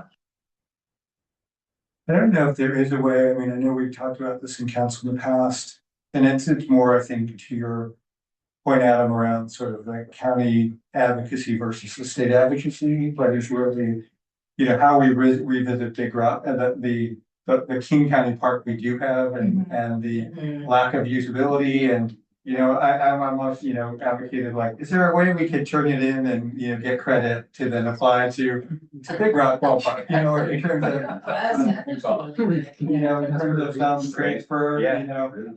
Conservation functions or something like that. But I think that's sort of a King County piece. But I was gonna say, I think that we want to develop Big Rock, but we also sort of have this unused park that we kind of need to work with the county to figure out what its future is. I took a note. Sorry, I was just talking. I think this is not that more. It is the more casual. It takes too much time in this particular. I think it actually makes sense, and I don't know that we've done this before, is to create, and I really like this idea, 2 separate advocacy sheets, one for the county and one for the state, because they really are different issues. And I think there's more stories to tell. So I mean, more work, no. Do you want to skip, since we're almost we're getting low on time, do you want to skip to the end and ask about the constituents? Yeah, because I was going to sort of talk about that and go to the order. So we're kind of at that point. I think the 2 items was, we did have a public comment, you know, around joining Sound Transit. I think we talked about this a little bit informally. There were some costs associated with Sound Transit. I mean, it's a much bigger ask in terms of joining Sound Transit, but I think we did talk to some of the key pieces around constituents, which is really the connectivity. I think the piece around the Nisqually Valley Transit in terms of expansion, the working with Monroe, and then potentially how we can link into some regional transit. I don't think, you know, we can explore. I think it would be, I thought you were going to follow up. I don't know if you actually did, just in terms of the specific public comment we got, just to kind of scope a little more. I let him know that we were gonna kind of float it here and Yeah. talk about it. I don't personally feel like I know enough Yeah. about that process Right, to have an opinion at this point in time. Like I would have to spend some time Well, this was really it was to join the Sound Transit, but getting Duval to join Sound Transit, like be annexed into Sound Transit service area. Well, essentially. yeah, But- yeah, I was gonna say, given where we are in terms of our current investments, it's a more challenging ROI. I think if you're Bellevue and you already have connection and you're really looking, there's quite a bit of benefit. You've got light rail, you've got connecting services, you've got hubs. We have our one route, so I think there's places, we're never gonna have light rail in Duval. We're likely not gonna have massive bus routes, so it's really how we can. But it was really the advocate. I think that the key piece I take away, maybe not as a legislative priority, but would be an action to explore like what that would entail, what the cost is, and then what the benefits are. And that's really, we had the one public comment. I think Rick, that might have been the meeting you missed. But it I would be, think the idea, I don't want to paraphrase too much for them, but I think it could have been, well, if Metro won't do it, maybe Sound Transit will, And like I said, I don't know that I know enough, except, with their current budget crisis and them pulling out of finishing projects that they're already working on, I don't know that would be super viable anyways. But, if that's something people are interested in or curious about, I could do a shallow scoop of research to look at what that would mean, but Yeah, I still don't understand what the request is. The light rail is not coming here, period. They want more bus routes. Here Yes. is really what Yeah. they're saying. And we do have at least two bus routes, here, which are highly underutilized. I'm not sure what this person is. yeah, it was really more, this specific was like, the route and you've all like the ability to pass through. I think it was really the extending the route and the connection point. So I don't know that going Sound Transit was the end state. I think it was really figuring out where we could improve the transit options in the city and make it more connected. If you needed to get into Redmond, Bellevue, you didn't have a car. It is a rather lengthy process today, so a lot of it is around efficiency. But I think we did take an action at least up above to explore some of that. yeah, substantial transit And I've advocacy. taken it in Redmond. It's not that lengthy. It takes a bit more than driving directly there. but not a lot. Okay. So, hopefully this person is aware of that. And then the other one was really, I was gonna bring up this good in order, but because I think we all got outreach on the email about the fireworks. I'm not particularly interested in revisiting fireworks, but we did have public comments. We obviously, and I guess in the good in order, I was gonna just ask, because we have a number of new council members that were not part of that conversation, if it would be helpful to have a little more background, but I think the general from a legislative priority was whether there was interest in revisiting that, and I kind of know where Mike stands, Mike's not here today, but I think I kind of know where Mike stands. But we obviously also have four.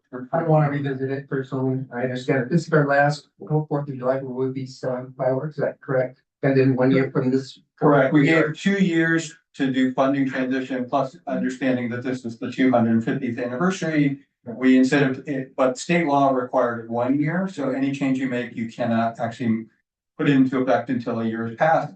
We actually gave an additional year, I think. So it will go into effect July 5th, 2026. With the state of the drought that the governor's already declared, I would not be surprised if the weather conditions come July were relatively dry, but me personally, I have a lot of just concerns around the wildfire and just the trauma that we've heard from large portion. But I wanted to open that up as well to the council to see if there was interest in revisiting. Sorry about that. I've heard enough from the audience before I got here to say that I don't want to revisit this. Did I hear also, I don't know if you want to check in with Lauren. Oh, Lauren.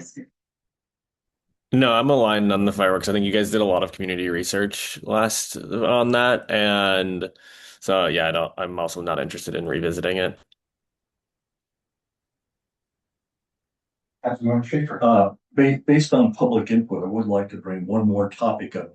And again, we've already talked about this, and I'm personally not in favor of revisiting. It has to do with our decision to not record council's votes on each and every vote we take. We discussed this just 2 months ago. Not that, I Not that long. Not Yeah, I think like a 2 month months ago. But I have gotten questions in email and in person. I think a number of us have actually. And just wanted to, I guess, revisit this briefly. If any other council members are in favor of reconsidering this, I'm not, by the way. But and I think our rationale was multifold, but one of the rationales is it's extra overhead for us to record that.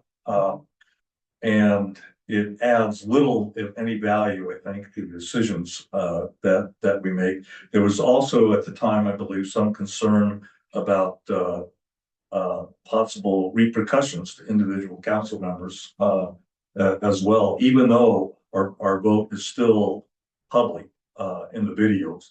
But nonetheless, there was concern about that. And I don't remember if there's any other rationale that we discussed. If anyone else recalls? I mean, the other one was more just the MRSC guidance. There's a couple different ways that you can take a vote. The state law only requires that you record the outcome of the vote, so pass fail. So we've kind of gone above and beyond by recording a numeric vote.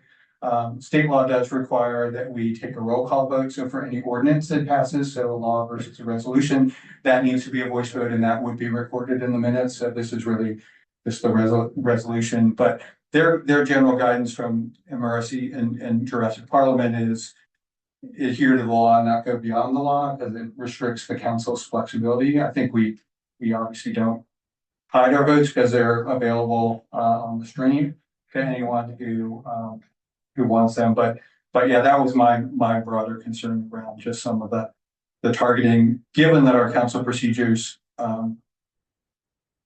sort of put forward once a decision's made, it becomes a council decision, that we don't necessarily target individual members. And so I think that didn't see it. Exactly. But that was, again, I think my perspective, but I think those were the main things we talked about is wanting the community engagement and to get the additional context. I know we're kind of at time, but appreciate you. So that must be too, and probably some of the rest of us, as we give replies to some of these requests. Why is it this way? Because I was trying to jog my memory. I couldn't recall all this, but this discussion has at least helped me.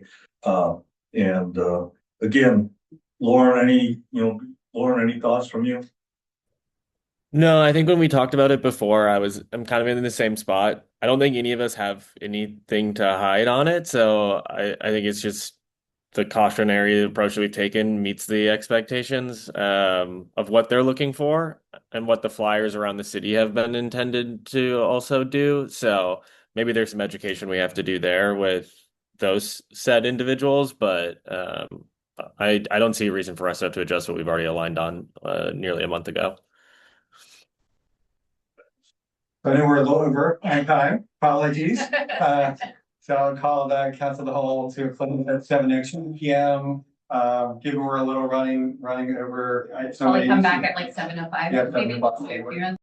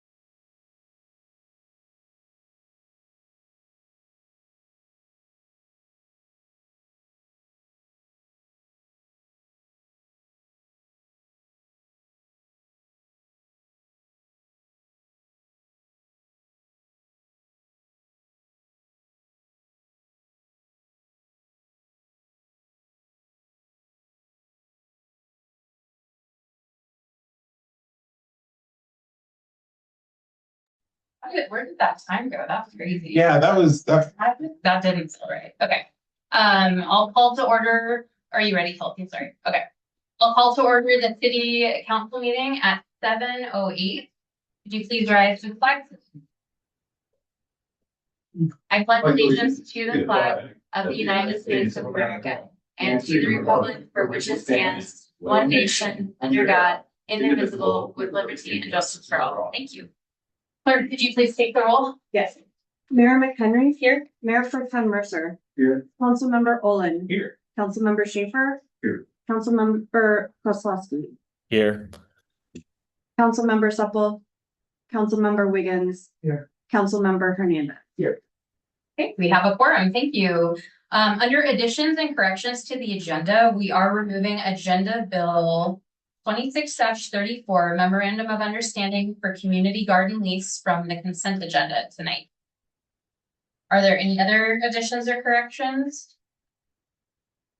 Are we going to discuss that then, or? Go ahead, City Administrator. We just, we haven't heard back from the lessee to see if they have any corrections to the lease, so we want to give them a Oh, little. okay, okay, It'll come back at the next meeting. yeah, thanks. Okay. So if there are no other additions or corrections to the agenda, would anyone like to make a motion to adopt the council agenda? So moved. Okay, it's been moved and seconded to adopt the council agenda. All those in favor say aye. All those opposed say no. Okay, motion passes. Next up, we have proclamations. And we just have one tonight. Sometimes we have four.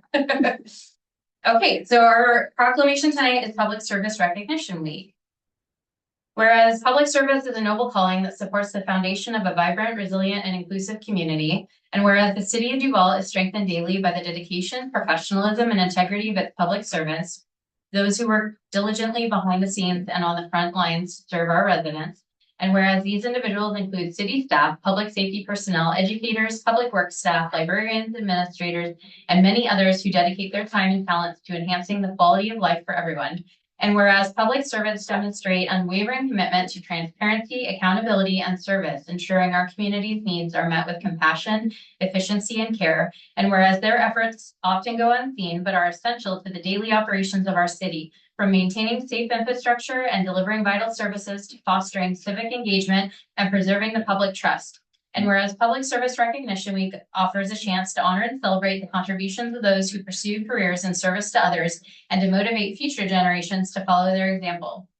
Now, therefore, I, Amy McHenry, Mayor of the City of Duval, together with the Duval City Council, hereby proclaim the week of May 3rd through 9th, 2026, Public Service Recognition Week. In the City of Duval, I encourage all residents to recognize and express their appreciation for the dedicated people who serve our community with professionalism, care, and compassion each day. And next up, we have comments from the audience. So during the designated public commentary period at city council meetings, individuals are allotted 3 minutes to speak, while representatives of organizations may address the council for up to 5 minutes. Before presenting, kindly disclose your full name and city of residence. Each speaker and all remarks shall be addressed to the city council as a body and not to individual members of council or staff. The city strongly advises submitting verbal comments in writing to expedite subsequent correspondence. Written comments must be received by the city clerk's office by noon on meeting day, addressed to P.O. Box 1300 Duval, Washington 98019, or deposited at the City Hall drop box located at 15535 Main Street Northeast, or by email. Please be aware that the City Council, its boards, and its commissions accept public comments only from in-person attendees at the meeting. The Council does not accept handouts or printed material during public commentary sessions. Information intended for the mayor or the city council shall be directed to the city clerk, who will disseminate it following the submitter's instructions. Upon receipt, the city clerk will receive written public comments and subsequently furnish them to the city council or the relevant board or commission. However, it's important to note that written comments will not be orally presented during the council or applicable board or commission meetings. Any written comments received after the noon deadline for written comments will be shared with the council at the next council meeting as a part of the city clerk's report.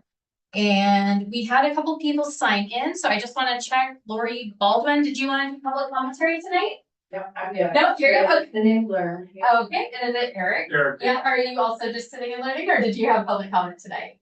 Well, you know, we're here, Jeremy's gonna be presenting, Oh, okay, gotcha. so we're supporting him. Okay, in what he has to present, so Okay, all right. we're. did you want to make a public comment or did you just want to, I've made public comments in the past, okay, and but not tonight? I'm debating. Okay, I'd like to hear what he had to say and. okay, I understand. There won't be a chance to do public comment then, but you can always send an email to Okay. council and things like that. So I just want to make sure, because I was gonna close public comment, so Fair. now's the time if you want to. Jeremy, this would be your time to do comment. Okay, in relation to the annexation. Yeah. Where you're not on the agenda for presentation. Okay. Yeah, I don't think I had a comment Okay. other than, yeah, we're just kind of here to Alright, see how. it yeah. works. All right, so last call, no public comments tonight? Okay, so with that, we'll close comments from the audience. And then next up, we have our consent agenda, and just a reminder that during additions and corrections, we removed Agenda Bill 26-34 from the consent agenda. So is there a motion for the rest of the consent agenda? I'll make motion to approve the consent agenda for tonight's council meeting. Second. Okay, it's been moved and seconded to approve the council or the consent agenda. All those in favor say aye. All those opposed say no. Motion passes. My consent item or items are passed. Next up is scheduled items. First up is mayor's reports. Okay, so first up, City Administrator McNabb and I met with the Executive Director of Snow Valley Senior Center to coordinate grant applications with King County Councilmember Perry's office. And I've gone on one more ride along with Officer Gomez this time, and that was really great. And then I won't go into all the detail because we talked about this a bit during the CAL, but I told you I had met with some small city mayors and we were just trying to brainstorm some of those potential solutions to offer, but I talked about those in detail, so I won't repeat those now. And those next steps, though, as I mentioned, are to coordinate, and we sent those to SCA and also to AWC to kind of let them take it on and take that feedback. I was able to walk downtown to all the businesses with the Duval Chamber of Commerce President Bill Foreman and also the Duvalde's President Morgan Henley. And that was just to deliver Duvalde's information and get some feedback from them, make sure they'd seen the survey that had gone out. There was a subcommittee of Duvalde's that met about just making sure some businesses get slammed during Duvalde's and some close because it's not worth them being open. So they just were trying to do a lot of really great outreach and get a lot of feedback and also just make sure people knew what was going on, what the plan was, that there weren't going to be as many parking passes this year and for their employees and how to make plans early on. So I think almost every shop that we went into were shocked that they were coming in so early. So I think they came in a little earlier. They were surprised of, getting that information ahead of time more so than like the month before. So that was great. And then, yeah, I'll just say personally, I had to obviously cancel a bunch of stuff right before the State of the City because I did get really sick. So there are a bunch of other things that I was going to do, but didn't. But most importantly, I had a meeting scheduled with a representative from King County Councilmember Perry's office, as well as the Flood Control District to go down to McCormick Park. So I couldn't go on that, but City Administrator McNabb and Director Laniszewski were able to go down with them to look at the damage from the flood at the park. So I appreciate them doing that. Then we had the State of the City event and budget workshop. It was a big lift. I know it was extra work for staff. The council that were able to come did, and that was really great. And I appreciated how you all engaged with all the really broad range of conversations happening that night. So there was a lot of enthusiasm and engagement from the community, I think, on the budget items there and all the department tables. So that was a lot of fun. And I just appreciate you all showing up. And the Director Laniszewski and I have already conducted, are we at 5? We're at 5. So we're halfway through the Parks Advisory Commission interviews. They're going really well. I'm super excited about the people that are stepping up to serve in this way. So I'm excited to see where it goes. The Earth and Arbor Day Festival happened on Saturday. That was amazing. I think way more people even than we have in the past because it seemed like some of the tables got ransacked with their free items they were handing out. But that's a great problem to have that I'm sure staff will brainstorm next year for. And then we just had I just had my last mayor meetup yesterday and City Administrator McNabb showed up with me. And then we had one community member come. It was pretty quiet. It was at 3 to 4. It's kind of a quiet part of the afternoon. So not quite as engaged as the one I did at lunchtime. So I think I'll think about that going forward, but I'm still trying to hit different days and different times for different people. And that's all I have for tonight, actually. So I'll turn it over. Oh, Yeah. I just had a quick question. Do you actually have like the copy with the mayor like scheduled? Yes. Like a schedule somewhere? Yeah, I have a flyer. There's one out by City Hall, actually, I think. So I just have one more scheduled for right now, which I think I want to say is May 18th, but I could be wrong on that. Let me actually look right now. Oh, I didn't make an event. Yeah, I'm pretty sure it's May 18th. I think they've all been Mondays actually this year. So I'm gonna come up with I'll probably come up with 5 months ahead of time, just so they're all laid out like I did this last time. So yeah. Was that sent out for, or? I didn't send it out to council. Oh, okay. But yeah, I mean, I could create events, and if you wanted to join, you could. If that's something council's interested in. Do you want us to? It depends. I mean, it probably depends on the venue, because like at Rustic Cabin, there's obviously big tables there, and the more the merrier. Grateful Bread was a little tighter, and that Yeah. worked out really well to just have myself and the city administrator there. But I also don't know if council's gonna start up their own council chat food too, but did you have a Well, I was question? gonna ask, so are you doing that once a month? Yeah. So we probably should coordinate, because we could do, Oh, yeah. if we did 2 events per Yeah. month, and one was mayor and one was council, but we Have them a couple weeks coordinate apart. them so that they're 2 weeks Mhm. apart, and then I think I can work with council in terms of who wants to facilitate at the Yeah. given, since we, need to notice if we have one event. I think that's a Yeah, great that's a idea, good idea. and, council chat, I think, did provide a lot of value, so Yeah. we want to continue. All right. Your next one is 10 o'clock on May 18th. Oh, okay. So I'll turn it over to our city administrator for her report. Good evening, Mayor, council members, and committee and staff. Cynthia McNabb, City Administrator. So usually we start with Public Works, and tonight is no exception. So we'll go We're to. into that. I did. I saw that you put it behind mine and I reorganized it. Good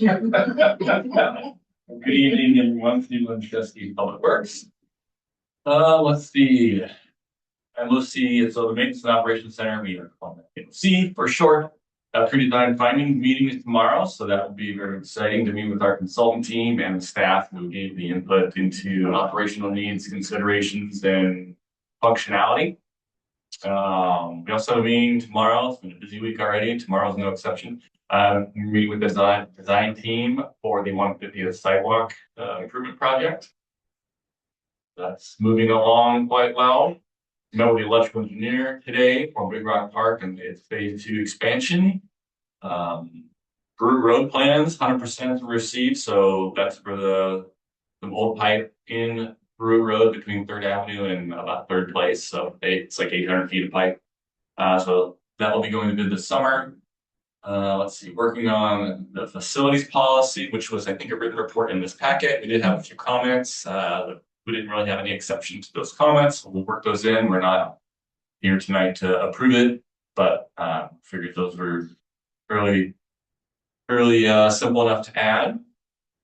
We'll be sharing more soon on the ADA transition plan. So we plan to put that out we'll bring it to the meeting on the 5th, kind of introduce it on the presentation, and then share it with the community for 30 days. And then come back in June and then hold a public hearing on the ADA transition plan, summing those comments, having a public hearing itself, and then closing the hearing so that we can digest all the comments, see how they will get integrated into the final plan, and then get that. The data collection is done citywide. We are about 90% non-compliant. That may sound scary, but that's better than most, interestingly enough. So good news, bad news, lots of work to do. And we now have an inventory, though that's good news. We are working on the Parks Commission interviews, and we have 5 down and 6 to go. I think the last one is the Tuesday after next. Sure. Yeah. Before May. Probably in time to get the packet done, I think, based on the last one that we have scheduled. We did meet with state reps our county reps last week. We have a meeting with state rep next week on the bank in McCormick Park. And operationally speaking, so the flower baskets are with those will be coming right for Duval days. Saw the batting cages and have some good chatter about that over the weekend. And the roof project is complete at Taylor's Landing. So the big picnic shelter has been re-roofed. We actually purchased the material that's been passed through purchase process. Will also accommodate the small roof of the small picnic shelter on the west edge of the park. So that'll get done in due time. For this page. Yeah, the event. We don't have a real number.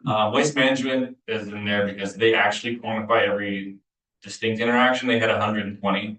So that's like not you walking up and taking a pencil. That's like if you engage with them in their little their wheel and sat and talked to them. So they had 120, but yeah, we had 200 pot plants or 200 plants for our terrarium, and they were the picture of Marissa is just classic. I probably should have put it in there, but she was just ransacked. Like the kids ran through that thing in no time. Greg Barn donated hundreds of dollars of 3 to 5 gallon pot plants and shrubs. Like just yeah, great event.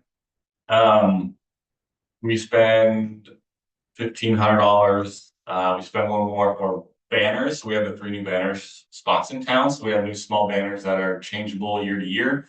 So we have new permanent banners for use. Some of the backdrops that like water and the sewer tents are specific to kind of a little image of, you know, fat flows in Greece, what it means, and then a little sewer system, and then some of the water system for education purposes, and stormwater was there. So yeah, I think we had 8 staff working the event, participating. So very robust, and that's just PETA, and that's not include police. Police had their own booth. They were there all day too. So huge event. Weather was perfect, and lots of dogs and kids just getting out and having a good time, celebrating the earth. So very interactive. Any questions from Public Works before we? Just one. Oh, sorry. Go ahead, Mayor Protem. Just one question in terms of the bank piece. Obviously, talking to the county, talking to the state, do we qualify for any disaster or flood disaster funding? I only talked about this a little bit with somebody I was on scuba diving who works for King County. She's like, they should be funding, you know, so I was curious. Yeah, so great topic, fresh off the information panel, whatever you want to call it. So they did authorize the December FEMA action. So it was declared and signed by the president. So we will be looking at declaring certain items of value, and we've already spoken to King County EM, Emergency Management, and they are supportive of us adding that to the list. So that'll be an approach too. Thank you. Councilmember Schaefer? Related to that, any thoughts on coordination with some kind of habit restoration effort as well? And if so, who's going to be involved in that? You know. So we did have the report done in 2021 about the parking in the bank. Some options. There are 3 distinct options in there. What we've spoken currently on is option 1 was more of a riparian improvement, bank stabilization, integrating with proper items needed for salmon habitat rearing as well as river alignment. So we think that is the best approach with tribal impact, river impact, fishing, and environment. So that'll be the approach. So the tech we have to go after some of these groups and or agencies and or reps. We will be looking to refresh that memo, reaffirm the costs in today's dollars, because we have also lost about 25-ish feet from the last time we did that work. So the number is going to be a little different. The slopes are going to be a little more extreme. So there is that to consider. So yeah, we're working on all that together. I think also had something to add for you. This morning, the mayor and I also met with tribal leadership from the Snoqualmie tribe, and we did put this on kind of their attention radar that the park had been compromised fairly significantly from the flooding, and that we would be looking to do bank stabilization, and requested a strong partnership with the tribe as we do that work. Yeah. And a commitment, I think, to take the approach that is most appropriate to salmon habitat, wildlife restoration, and the fact that the tribe has now designated the river as a cultural asset. Good. Yeah, I assume this will somehow bubble up to the watershed forum at some point. Then, do you know? I don't know if it would. Yeah, and I'm not sure what the process would be to get the attention, but if not the watershed forum, perhaps the Fish, Flood, and Farm Advisory Committee would likely be involved with that, both kind of operate at the county, well, watershed and county. Well, so, but anyway, that's great news. So I'm glad to hear. Next up is community development with our community and economic development director, Avril Beatty. Hello, Avril Beatty. So with community and economic development, right now we are not only trying to update our permitting process code in 1408, which you are all very familiar with. We are also trying to get our technology to cooperate with us to make those things happen. So we're working with our software provider to learn how to make it not be so painful. And it does feel like there's some light at the end of the tunnel that's not just like a train coming down at us. So very happy about that. Meanwhile, we also have recruitment going on for building inspector and principal planner. There are candidates for both positions. We are hoping to have a full team this summer, hopefully by June. So cross all the fingers, send the good vibes. Yes, Councilmember Wiggins? Are we replacing resources or adding building inspector, principal planner? We are replacing. So the building inspector was James Lee, and he was promoted to our building official. So we're now backfilling the vacant position. And the principal planner was the senior planner position. So it was reclassed. It was vacated by Troy Davis. Thank you. So we're now filling that position. So it's just filling vacancies. It's not new positions that get created. Did I hear that Troy is still with us? No. Yeah. Oh, He left in March.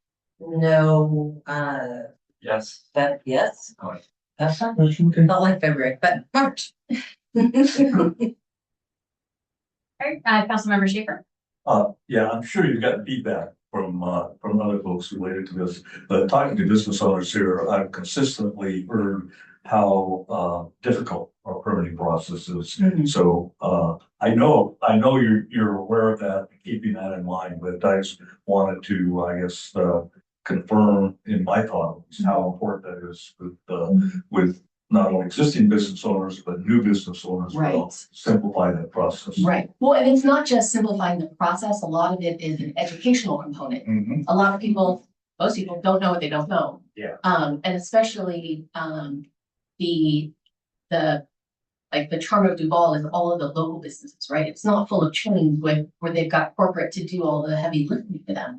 So it's small business owners who are trying to figure things out on their own, probably doing a tenant improvement that they've never tried before, and not knowing how to navigate through all the regulations and all the processes and trying to deal with the contractors, So the more we can figure out user-friendly information up front, either online, providing how can we do coaching for people so that when they get the process started, it's less painful. Exactly. Yeah, thanks. Yeah. Next up, we have an update from our finance office with Finance Director Beth McMinn. Beth McMinn, Finance Director. Just wanted to share that we have finally expended every last ARPA dollar that we received. Super excited. We originally received those funds in 2021. We had fully obligated them by December of 24, and so we now have fully expended them. We just submitted the March 2026 annual report, which is in your packet. We made great use of the funds. I'm happy to have been a part of it, but I'm really glad to close. Questions for Finance Director? Okay. Slide. Quick update for me. So I will be out of the office April 27th through May 7th. Hoping not to check email, but a fantastic city team will absolutely cover my absence. So we did apply. The applications closed yesterday, I believe. We applied for 4 separate District 3 King County grants this year as part of the Councilmember Perry Councilmanic grant. So we put in 4. So the first was we applied for the Climate Resiliency Act, and this was to update the environmental assessment of the damage to McCormick Park. So as Director Leszewski mentioned, in 2021, we did an environmental assessment of McCormick Park at that time to assess kind of the condition of the park, but also to have a current environmental assessment so that we could apply for bank stabilization grants. And so we were not awarded a bank stabilization grant. Fast forward to 2026. That environmental assessment needs to be updated so we can be eligible for grants now, and for that FEMA hopefully funding so that we can do bank stabilization. So we did ask just for the update to the environmental assessment through the Climate Resiliency grant. We put in for a Get Active, Stay Active grant to do the environmental assessment and begin design for an open space mountain bike touring park. So that is Get Active, Stay Active. It's to add park or active planning and athletic work into different cities. So hopefully we will be more eligible for this than we were for the last grant cycle. So in the past, we've applied through the King County Parks Levy, and based on the formula for the Parks Levy, we're not super desirable based on our demographics and our economic valuation of property out here. So maybe through Get Active, Stay Active, we can at least get the environmental assessment done and begin the design. We have a lot of volunteers who, once designed, would be very happy to help build a mountain bike park, but we do need to do the environmental assessment first. We applied for a local services grant, and this was local services is really meant to be around supporting nonprofits for provision of kind of support services. We put in a grant around community belonging and mental and behavioral health to do an outdoor, all ages outdoor dance series and bringing that to the city. So thinking about our seniors, thinking about our young people, and having it all outside. So we put in for that. And then finally, we put in a grant application in partnership with Snow Valley Senior Center to do 6 programs in Spanish in Duval. So starting to pilot thinking about adjunct senior services in Duval. These will be in Spanish in the fall, paired with Hispanic Heritage Fund. So those were the 4 that we put in for. Hopefully, crossing our fingers, they're received well. The other thing that we're doing this summer, which is kind of a pilot and something new, a lot of cities do it, is we're planning a children's entrepreneurial market to be held the final night of the summer stage. So warm up to the final event, so it won't happen during the concert. I'm, an empty nester now, but did have young kids. So I would like to have this when we also don't have a beer garden active, in the park. So this would be earlier than when the concert starts, but we get that captive audience.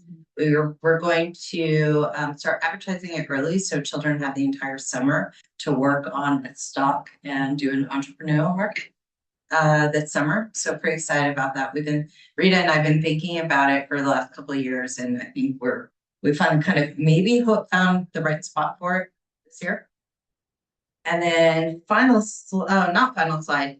So over the weekend, I put some kind of thoughts to paper on other outreach ideas that we can do to get the community involved in thinking about our budget and learning more. And here are just kind of some ideas that we can do this summer in preparation to begin building our budget in August and September. So I am going to open Duval Days again, or City Hall at Duval Days again. So 2 years ago, I opened City Hall, which we don't do all the time, to get feedback for the biennial art plan. So I had some dot exercises and I had postcards for people to tell us what genre of mural they wanted in the city. And then we used all that information to build the biennial art plan. It's time to do a new biennial art plan. We do it every year with the budget. So I'll be opening City Hall and inviting people in to do some of that work, but we also could do a small budget exercise while people come into City Hall. We had that day at least 500 people just come into the lobby in City Hall, and just like there was a variety of like, oh, I've never been in this building. Can I have a bottle of water? doing the exercise. So, I mean, people, you know, a lot of people don't come to City Hall. It's right there in the parade route. So having it open is this captive audience. Sometimes we have the air conditioner on, cold air. So a good time to just do a small budget exercise or some engagement. We will be staffing 2 farmers market booths this summer. So we have 2 dates planned for the city to do outreach at the farmers market. You know, was it last summer or 2 summers ago? I did that at the farmers market to get fireworks feedback. So I had postcards out. I don't know if you all remember that, asking the community to give us feedback on fireworks. So we'll do that again. And then, you know, we're there at Summer Stage 5 times, asking the community. I put in some thoughts on like what we would call it. So, you know, 1 question a week at Summer Stage, like, you know, budget beats, Summer Stage sound off. So coming with, you know, something catchy to get people to stop at the city booth and just, you know, 1 discrete question, not do an entire budget presentation during the concert at Summer Stage, but, you know, micro engagements on different budget questions. And then finally, thinking about maybe doing small groups, budget open hour invites, so people can sign up in groups of 5 during time blocks, maybe later towards the summer, end of summer, to learn about the budget, ask questions, so we can get people kind of in smaller groups where it's far more interactive and the questions and answers are far more engaged than in kind of big spaces. So happy to have thoughts on this, the different kind of ideas I came up with to just be out there asking people what they want to see in the budget and helping them learn more. Councilmember Olin? These ideas are awesome. Great job. Thank you. I think that following these, consolidating what you learn and social media posting those from last night's 5-person budget, we learned blah, blah, blah. We learned that, you know, just circulating that messaging may also drive more feedback and more feature engagement and get more people to want to come. And so it's just another way to provoke feedback, which I think will be useful. And then I have one other question on the slide before. Local services, you don't have to go back, but local services, is that the same department that shows up for like a lot of the metro and the roads? Is that the same King County Local Services? It's not. So the grant is called no. So Okay. That's fine. I was confused. It's like it sounded so different than what King County Local Services does. So okay. Let me see if I can bring up the description. It has a very specific description, and it'll take me less than a minute to find it. While you're doing that, Cynthia, I'll make a comment. Related to the budget workshop, we had this past week. Anyway, I thought it was excellent. There probably weren't as many people there as what we had hoped, but the individual activities and information booths we had were excellent. They were very good at engaging people, and virtually everybody who did attend that got engaged with the process, and I'm sure learned a lot. So I was very impressed with that. I think if we do similar events in the future, we'll get bigger crowds and more interest. And along the lines of your, you know, helping people understand our budget, that's a great step. I misquoted the name of the grant. It's supporting local solutions. It's grants awarded to city, county level government agencies, unincorporated tribes, or community-based organizations that support food security, housing stability, behavioral health care, or other efforts to support an individual's connection or engagement to their community. Okay. Which is how I kind of built in the dance community belonging framework for that.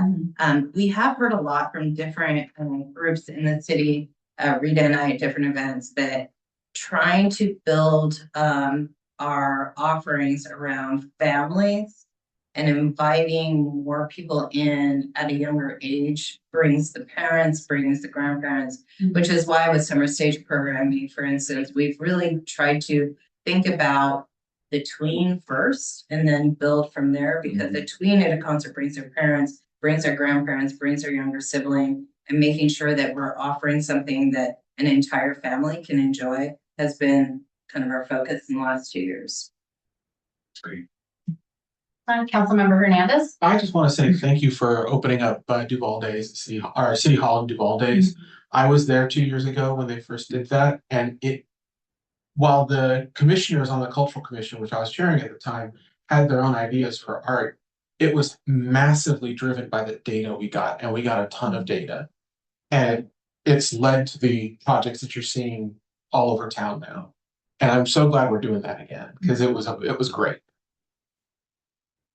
And I think there is one more slide, and that is, speaking of the Cultural Commission, one of the things that the Cultural Commission had in their biennial art plan was to encourage art recycling, art made with recyclable materials.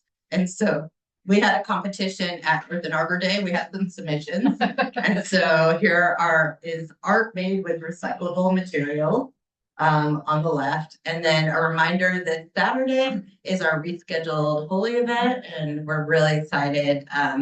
It looks like we're going to have beautiful weather. So please come if you can. It was really fun last year. And then as a reminder, last year through the Get Active, Stay Active grant, actually, we got a bunch of outdoor games funded through Councilmember Perry. And then through, what grant did I get for this? Was it our Fort Culture grant? I think it was Fort Culture.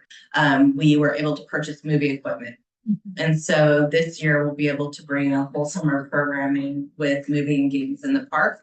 And again, trying to look for movies that the whole family can enjoy. 2 of them are paired with specific events. So the Mamma Mia night is the same week that we're having the ABBA concert for Summer Stage. And then the Star Wars night is one of the weeks that we have stargazing out at the park. So just trying to build those kind of connective tissues as we think about programming. And with that, happy to answer any questions. Any other questions? Thank you. All right. Thank you for that. Okay, next up we have council reports. Do any council members have any reports tonight? Go ahead, Mayor Person. So it's not necessarily a report, but I was curious. I'm signed up to go to the CPAC tour on Friday. I'm curious if anyone else from the council is going. Sort of a preview for the World Cup, the work day, but I'll bring back any lessons learned. Council, and then City Administrator McNabb mentioned the AWC Legislative Priorities Committee. Their first meeting is the last Friday this month, so 2 weeks, or I guess a week and a half from now. And that's a 5-hour working session out at the CHAC Hilton, I think. So this was a good sort of input, and we'll touch base before then to anything in particular that we need to represent from the city perspective. But again, I'll bring back the output of that. And then I think the second session will be at in Spokane in June. So thank you. Any other reports? Okay. So with that, we'll move on to, we have 1 public hearing tonight. So I'll start by reading this. In adherence to the regulations outlined for public hearings before the Duval City Council, Chapter 9 of the City Council Procedures Manual, any individual seeking to address the council during the designated public comment segment must comply with the following procedures. First, sign in on the provided form specific to the public hearing, and second, thoroughly complete all pertinent sections of the said form. Upon commencement of the hearing, as announced by the chair, typically the mayor, the city clerk will present the chair with the sign-in sheet. Subsequently, the chair will proceed with the agenda for the public hearing. Each speaker will be summoned to the podium in the order listed on the sign-in form, where they must communicate their name and, if relevant, their address, affiliation with any organization or group being represented, and their corresponding role or position within said organization or group. Time limits for speaking engagements are 3 minutes for individuals representing themselves and 5 minutes for those representing a group or organization, unless otherwise determined by a majority vote of the council present. The city clerk will monitor and enforce these time limits, setting a timer for each speaker to ensure adherence. Comments should be pertinent to the subject matter of the public hearing and respectfully addressed to the city council. Personal remarks are deemed inappropriate. Disorderly conduct, including disruptive behaviors such as booing or harassment, will not be tolerated and may result in removal from the premises. Speakers may alternatively submit written statements, which will be added to the official record by the city clerk. Questions posed during the hearing will not be answered immediately, but may be addressed at the chair's discretion following the close of the comment period. Copies of the city council and public hearing procedures will be available upon request and distributed to attendees at the outset of each public hearing session conducted by the Duval City Council. So with that, I will open the public hearing at 7:48 for updates to DMC 14.08 regarding permit processing. And I will turn it over to our city administrator, McNabb, if you have anything to present. No, so council has in their packet tonight under existing business, the discussion and decision to approve the updates to 1408. The public hearing process is the final step. Planning Commission held their public hearing at the last meeting, received no comments. So this is the public hearing that is required by state law for council to approve 1408. Okay, and then there was there anyone signed in on the public hearing sheet? No? And just then checking anyone in the audience wishing to speak for this public hearing? Seeing none, I will close the public hearing at 7:48. Okay, so now on to existing business. We have Agenda Bill 26-30, updates to DMC 2.22, hearing examiner, and 2.24, code enforcement. Discussion and decision with City Administrator McNabb.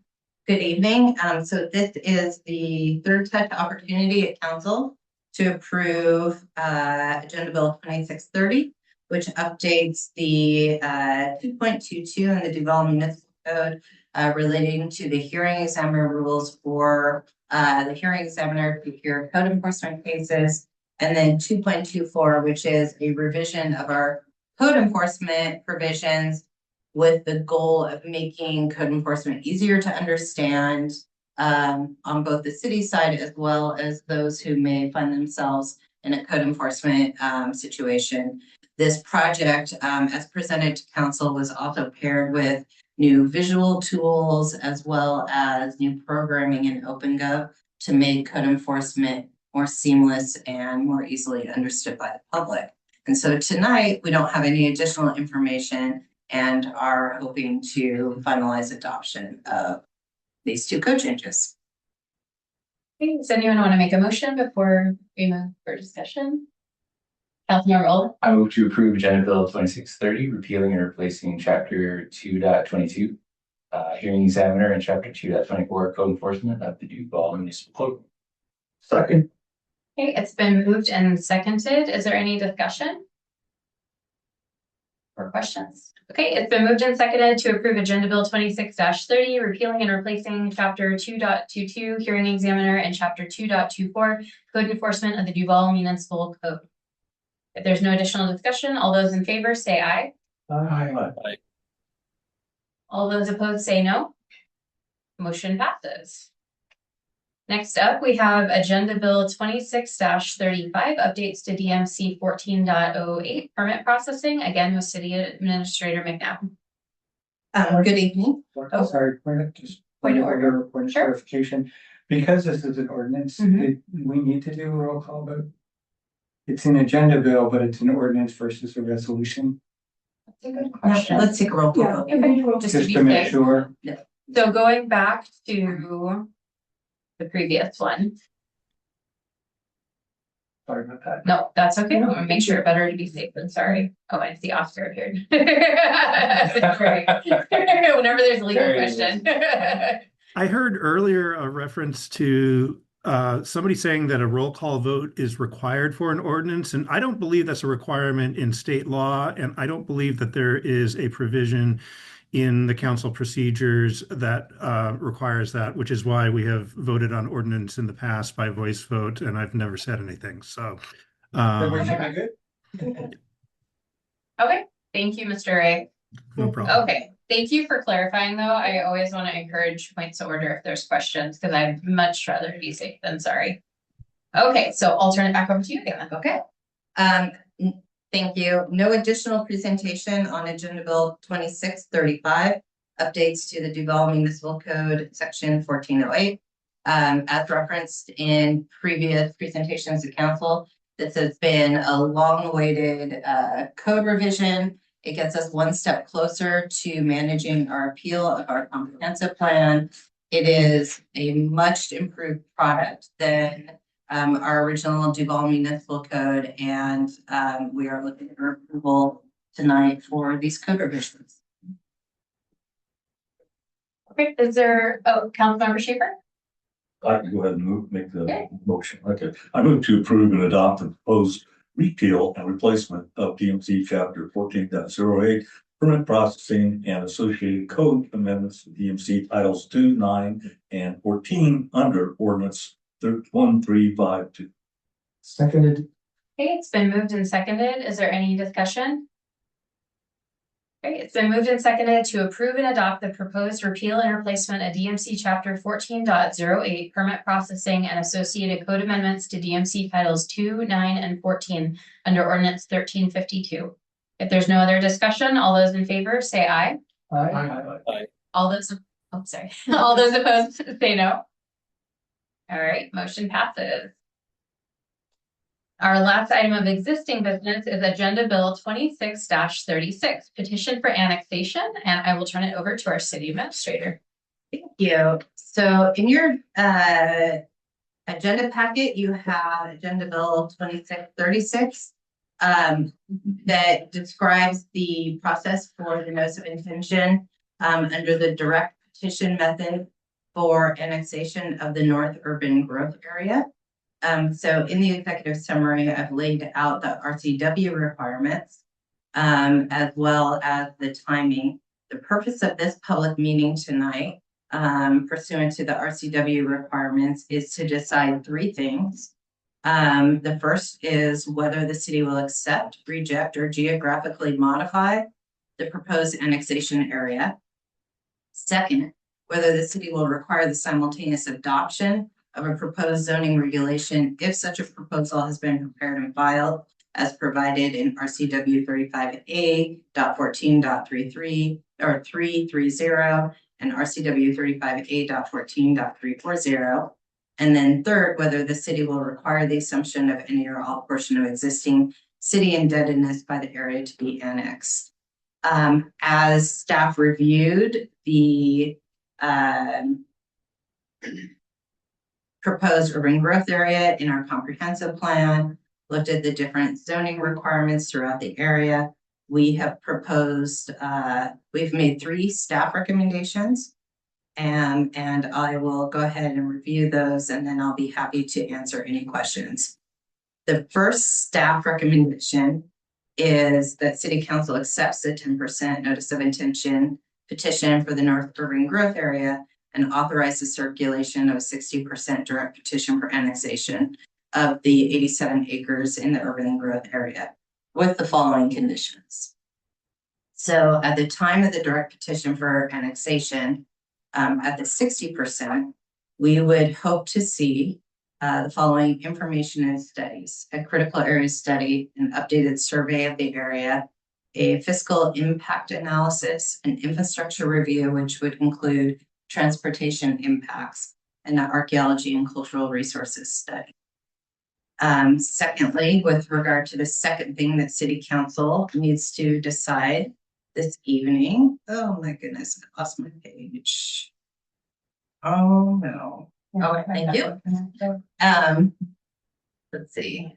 So the zoning is somewhat complicated in this area. So back in 2014, this was zoned R4-R4.5. However, it does not need to stay zoned as R4 or R4.5. Instead, you can, as you go through the 60% petition, you would simultaneously at the 60% petition also hold zoning designation hearings to decide what the appropriate zoning would be once you see what is happening at the 60% petition timing. So tonight you don't necessarily have to determine the zoning, but you would if you accepted the 60% petition. And the zoning designation hearings, there's 2 public hearings that are required, would have to happen simultaneously to that time period, if that makes sense. Kind of complicated. And then third, around the indebtedness, staff recommendation is to not have different indebtedness from this property that is different than the indebtedness required for the rest of the city with relation to applicable taxes and permit fees, et cetera. Happy to answer any questions. And I will get my copy back up. So we go ahead and Membership. discuss this now. Yeah, do you have questions or comments? I was gonna hold off and let others, the council. Or did you, Comment first. I know we had talked about doing a round of questions first, so if that is something council, we haven't really started doing that yet, but. I'm digesting, I need a second. Okay, I think go ahead, Councilmember Okay, Schaefer, yeah. Okay. First of all, this should not be taken lightly. This is one of the more important bills we've seen, at least in my tenure, here. Really what we're discussing is a significant increase, not only in land, but also in growth for you all. And we have to keep that in mind, that we represent the city of Duval, the constituents, the residents of Duval right now. We do not represent the landowners or the advisor that they've hired to help them. I personally see nothing but downside from this. I see absolutely zero advantages for Duval. It will increase the population. We're talking about enough land and dense enough zoning, though we don't know what the final zoning would be, but we can easily be talking about 1,000, 2,000, perhaps more people in this area. That will have a significant increase on our already existing transportation problems, other issues like we discussed, like being able to evacuate during, an emergency situation. The higher density housing will bring in, a lot more people. Even the roads up there, the Stevens isn't, I believe, prepared to handle that additional load, much less the small road and dirt road that goes out to this area right now. Therefore, I just can't see why we would want this to happen. I can't see why we would approve it. I can't think of a single reason for us to move forward with this. And if there is, I'd like other council members to help me here. Councilmember Olin? I had a similar reaction. Foundation of reasoning was a little bit different. But I also would like to invite staff to kind of re-explain. I can explain where I was coming from, and I would invite staff to also help me understand why I was wrong. So yeah, I mean, my sense is that this proposal, as envisioned, doesn't clearly advance the goals of our comprehensive plan. It provides only a modest level of affordable housing at a time when we're really trying to increase that overall capacity through upzoning efforts. And the numbers that I understood us trying to hit are being accomplished through those upzoning efforts throughout the rest of town, and doing anything with this area is kind of unnecessary. In addition, from the plans that I thought I read before, this is largely a single family development, which again is not what we need. If anything, it also does not meaningfully create jobs, which is also something that we need to do. We need more mixed use activity throughout town, so that's not happening here either. It raises concerns for me around environmental impact, loss of tree canopy, change of character. I spoke with a handful of residents around Lake Rasmussen and just in that area. Obviously, they don't want to see, homes behind the lake and inside the trees. The risk that I see and that I heard other council members express before, and I find this relevant in other areas of town, I don't see it so much here, is that, well, if we don't build this ourselves, then maybe the county can come in and do it, or it may happen another way. I may not understand that risk properly, but my sense is that since this is primarily bordered by Duval and then the valley on the other side, it seems unlikely to me that that's going to be developed ever without being annexed into Duval first. And so I don't see that as a risk. And so, again, yeah, unless I'm missing something, unless there's other arguments, I don't see why I also don't see the strategic advantage or how this helps us satisfy the goals of our comprehensive plan. To me, it seems to interrupt nature and interrupt green space and not satisfy job goals, growth goals. I just don't understand. So my sense is to vote no unless there were other environmental controls put in play. I have a whole list of things I would want to satisfy if we were going to do this, but I'm not sure I understand why we would want. City administrator. Yeah, so the staff recommendation at the 10% is not predicated on approval at the 60.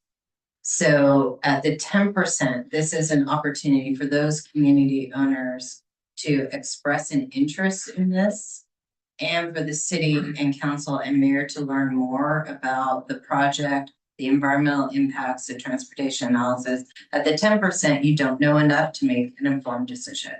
At the 60% level, you do. So at the 10%, it is nothing but saying yes to, I want to learn more at the 60%, and it does not lock you into whether you ultimately agree to the development.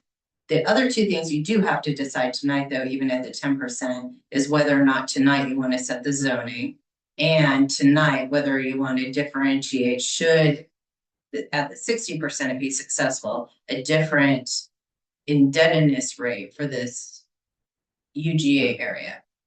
So the recommendation that staff is making is to allow it to go forward, not making a recommendation on the project overall. Okay. It's to allow the analysis to move forward tonight. Who conducts the analysis? Is that a staff cost? No, it's Okay. the developer. Okay. So at the 60%, which is why we have written our recommendation conditioned on getting the analysis that usually comes at the 60% petition level. Our recommendation tonight is accept the 10% so that those studies can move forward and you can see it at the 60%. We are not recommending the project. We're recommending the process moving forward, if that makes sense. Well, seeing the picture more clearly would be helpful. Councilmember Kozlowski.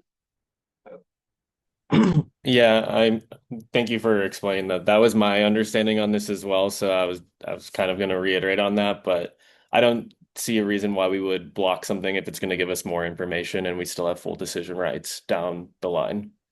So I'm in favor of staff recommendations for this. Thank you. Other Councilmember Hernandez. More data. We just need a lot more data before we can make a decision. 10% is not enough. And I would recommend that we move forward with this so we can get that data and make a much more informed decision. Other Mayor Pro Tem Mercer. I actually don't have a question, but we moved into the discussion, so I was going to just make the motion. These were out of the scope of technical questions. They were actually folks giving their opinion, which is the discussion. So I was just going to move forward with the motion. I move to accept the notice of intention petition for the proposed annexation of the North Urban Growth Area. 2, authorize circulation of a 60% direct petition. 3, require simultaneous adoption of a proposed zoning designation consistent with the 2024-2025 comprehensive plan periodic update if annexation is approved. And 4, require the North Urban Growth Area to assume its fair share of the city's indebtedness if annexation is approved. Seconded. Okay, it's been moved and seconded. Mayor Pro Tem, did you have discussion? And then I do have a comment. Yeah.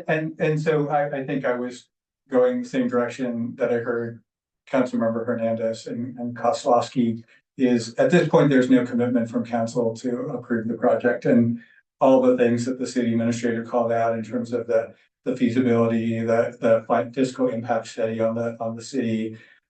Usually it comes with some land use through the zoning map, but also some preliminary design. I think that gives allows us to check those boxes, whether in fact it does meet the city's objective, and given that the cost is borne by the homeowners and the developer of the project rather than the city, I don't see any reason not to approve it. Councilmember Wiggins, did you have a comment? I was curious, how do we decide on zoning at this time tonight? Is that part of our discussion? Is that we need to decide on what zoning this will be? Like, could we say mixed use? Is that an option on the table? No. So you can do one of two things tonight. You can approve it with the zoning designation from 2014, which is outdated.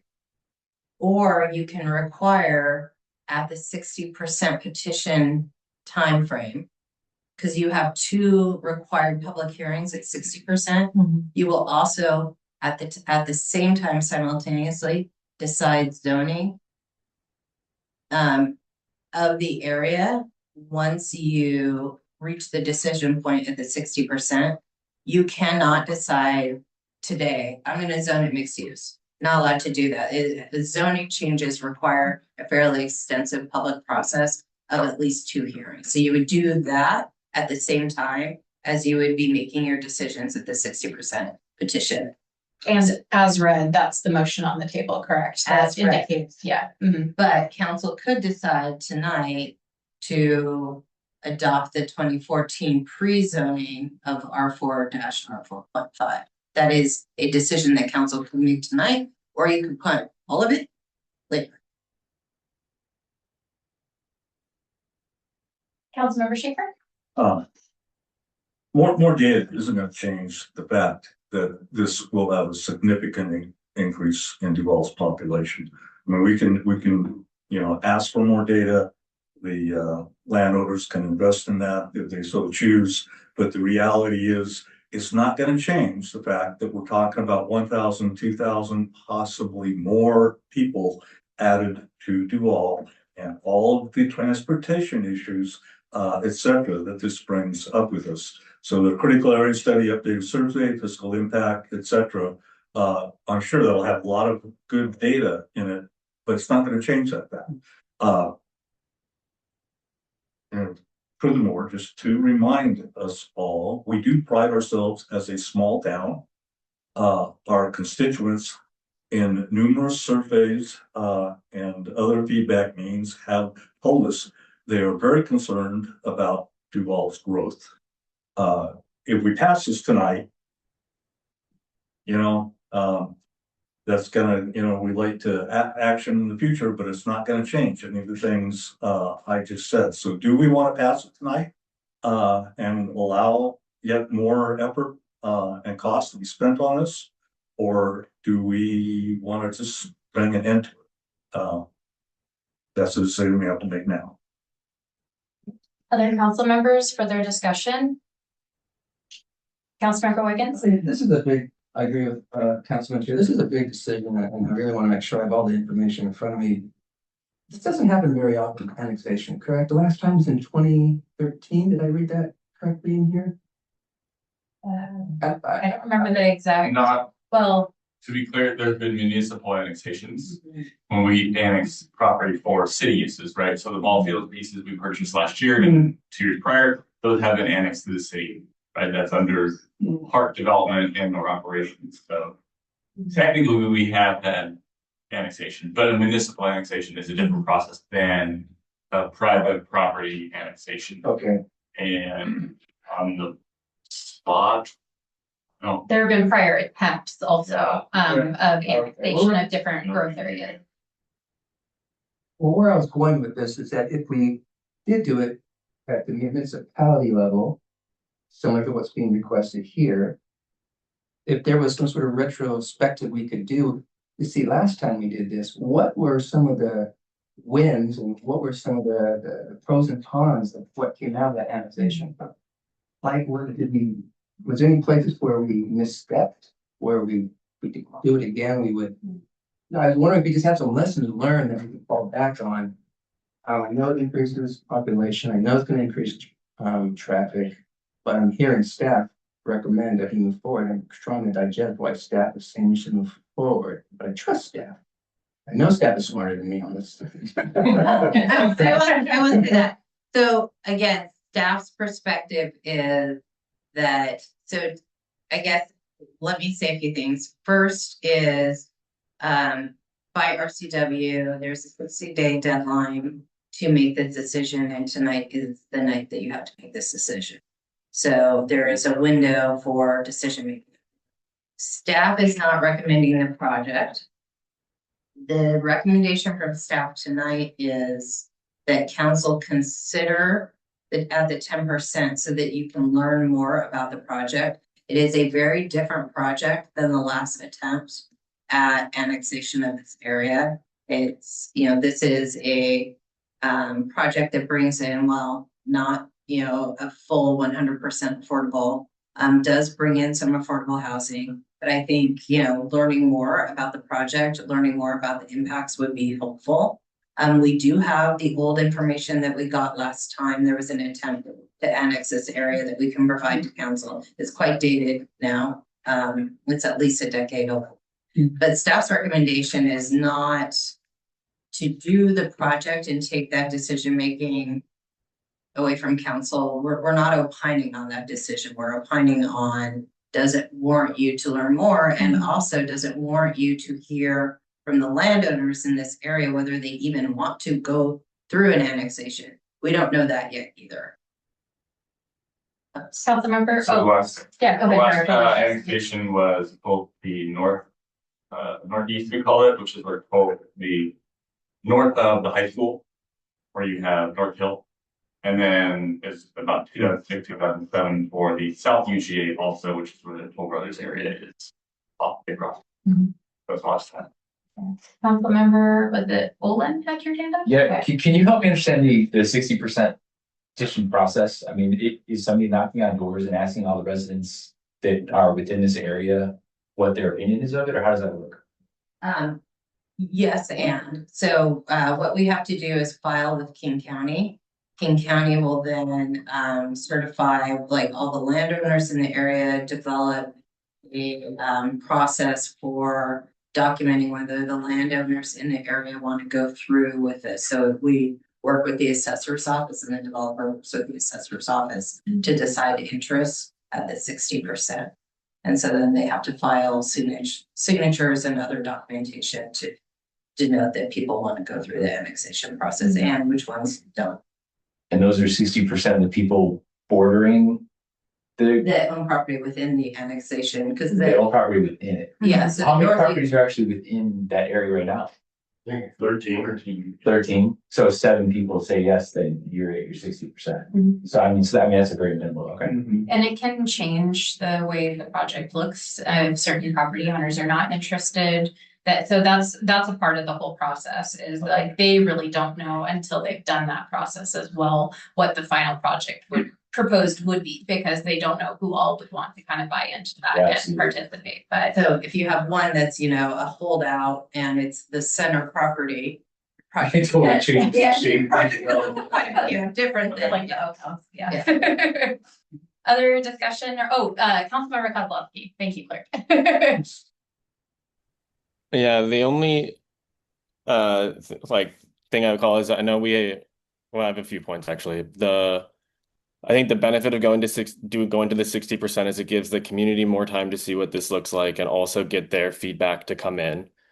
The other thing is, earlier in this meeting, we talked a lot about wanting more seats on key King County issues. We talked about affordability a little bit. We've talked about it for other meetings. You can't make things more affordable without more supply, basic supply demand curve. So if we forever lock out consideration of things like this, that means Duval only gets more expensive. It means affordability continues to get pushed out. We have to be open to hearing it. And then the 60% gives us more information to understand that. Like our mandate as a council isn't just to keep Duval small. It's how do we do it smartly. Any other discussion? Okay, well, seeing none, we do have a motion on the table. It's been moved and seconded to 1, accept the notice of intention petition for the proposed annexation of the North Urban Growth Area. 2, authorize circulation of a 60% direct petition. 3, require simultaneous adoption of a proposed zoning designation consistent with the 2024-2025 comprehensive plan periodic update if annexation is approved. And 4, require the North Urban Growth Area to assume its fair share of the city's indebtedness if annexation is approved. So if there's no other discussion, I'm thinking we should maybe roll call vote this one. Is that okay? Yeah. Okay. Let me know when you're ready, or I guess you'll manage that then. We could sorry, I do have another question. Yeah. Okay. Go ahead. Yeah. Sorry. So point three requires simultaneous adoption of proposed zoning designation systems 24-25. Is that that leaves it as? I thought we weren't, doesn't that change the zoning then? No, right now, for the 24-25 comprehensive plan It's and still the applicable. future land use map, it is not zoned. So we would then go through the process of deciding the zoning simultaneous with the 60% petition.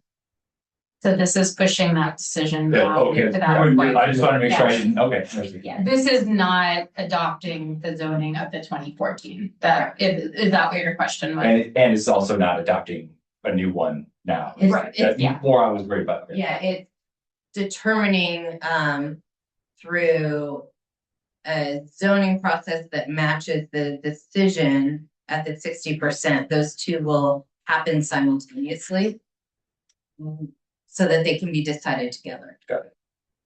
Thank you. So I've reread the motion and I think our clerk is ready to take roll call vote if council is ready as well. Councilmember Olin, Yes. Councilmember Schaefer, Nay. Councilmember Kozlowski, Yes. Mayor Pro Tem Mercer, Yes. Councilmember Wiggins, Nay. Councilmember Hernandez. Yes. Motion passes. And the simple majority, correct? Yes. Yeah, okay, so the motion passes. Thank you for that discussion, council. Next up, our last item is we have executive session. So the city council will now meet in executive session to discuss qualifications of a public employee. Sorry, this is tied to RCW 42.30.110 sub 1 sub G. We will be in executive session until 8:35. Yes, and we are not expected to take further action following the executive session. And if an extension is required, I will let our clerk know and make an announcement. Thank you.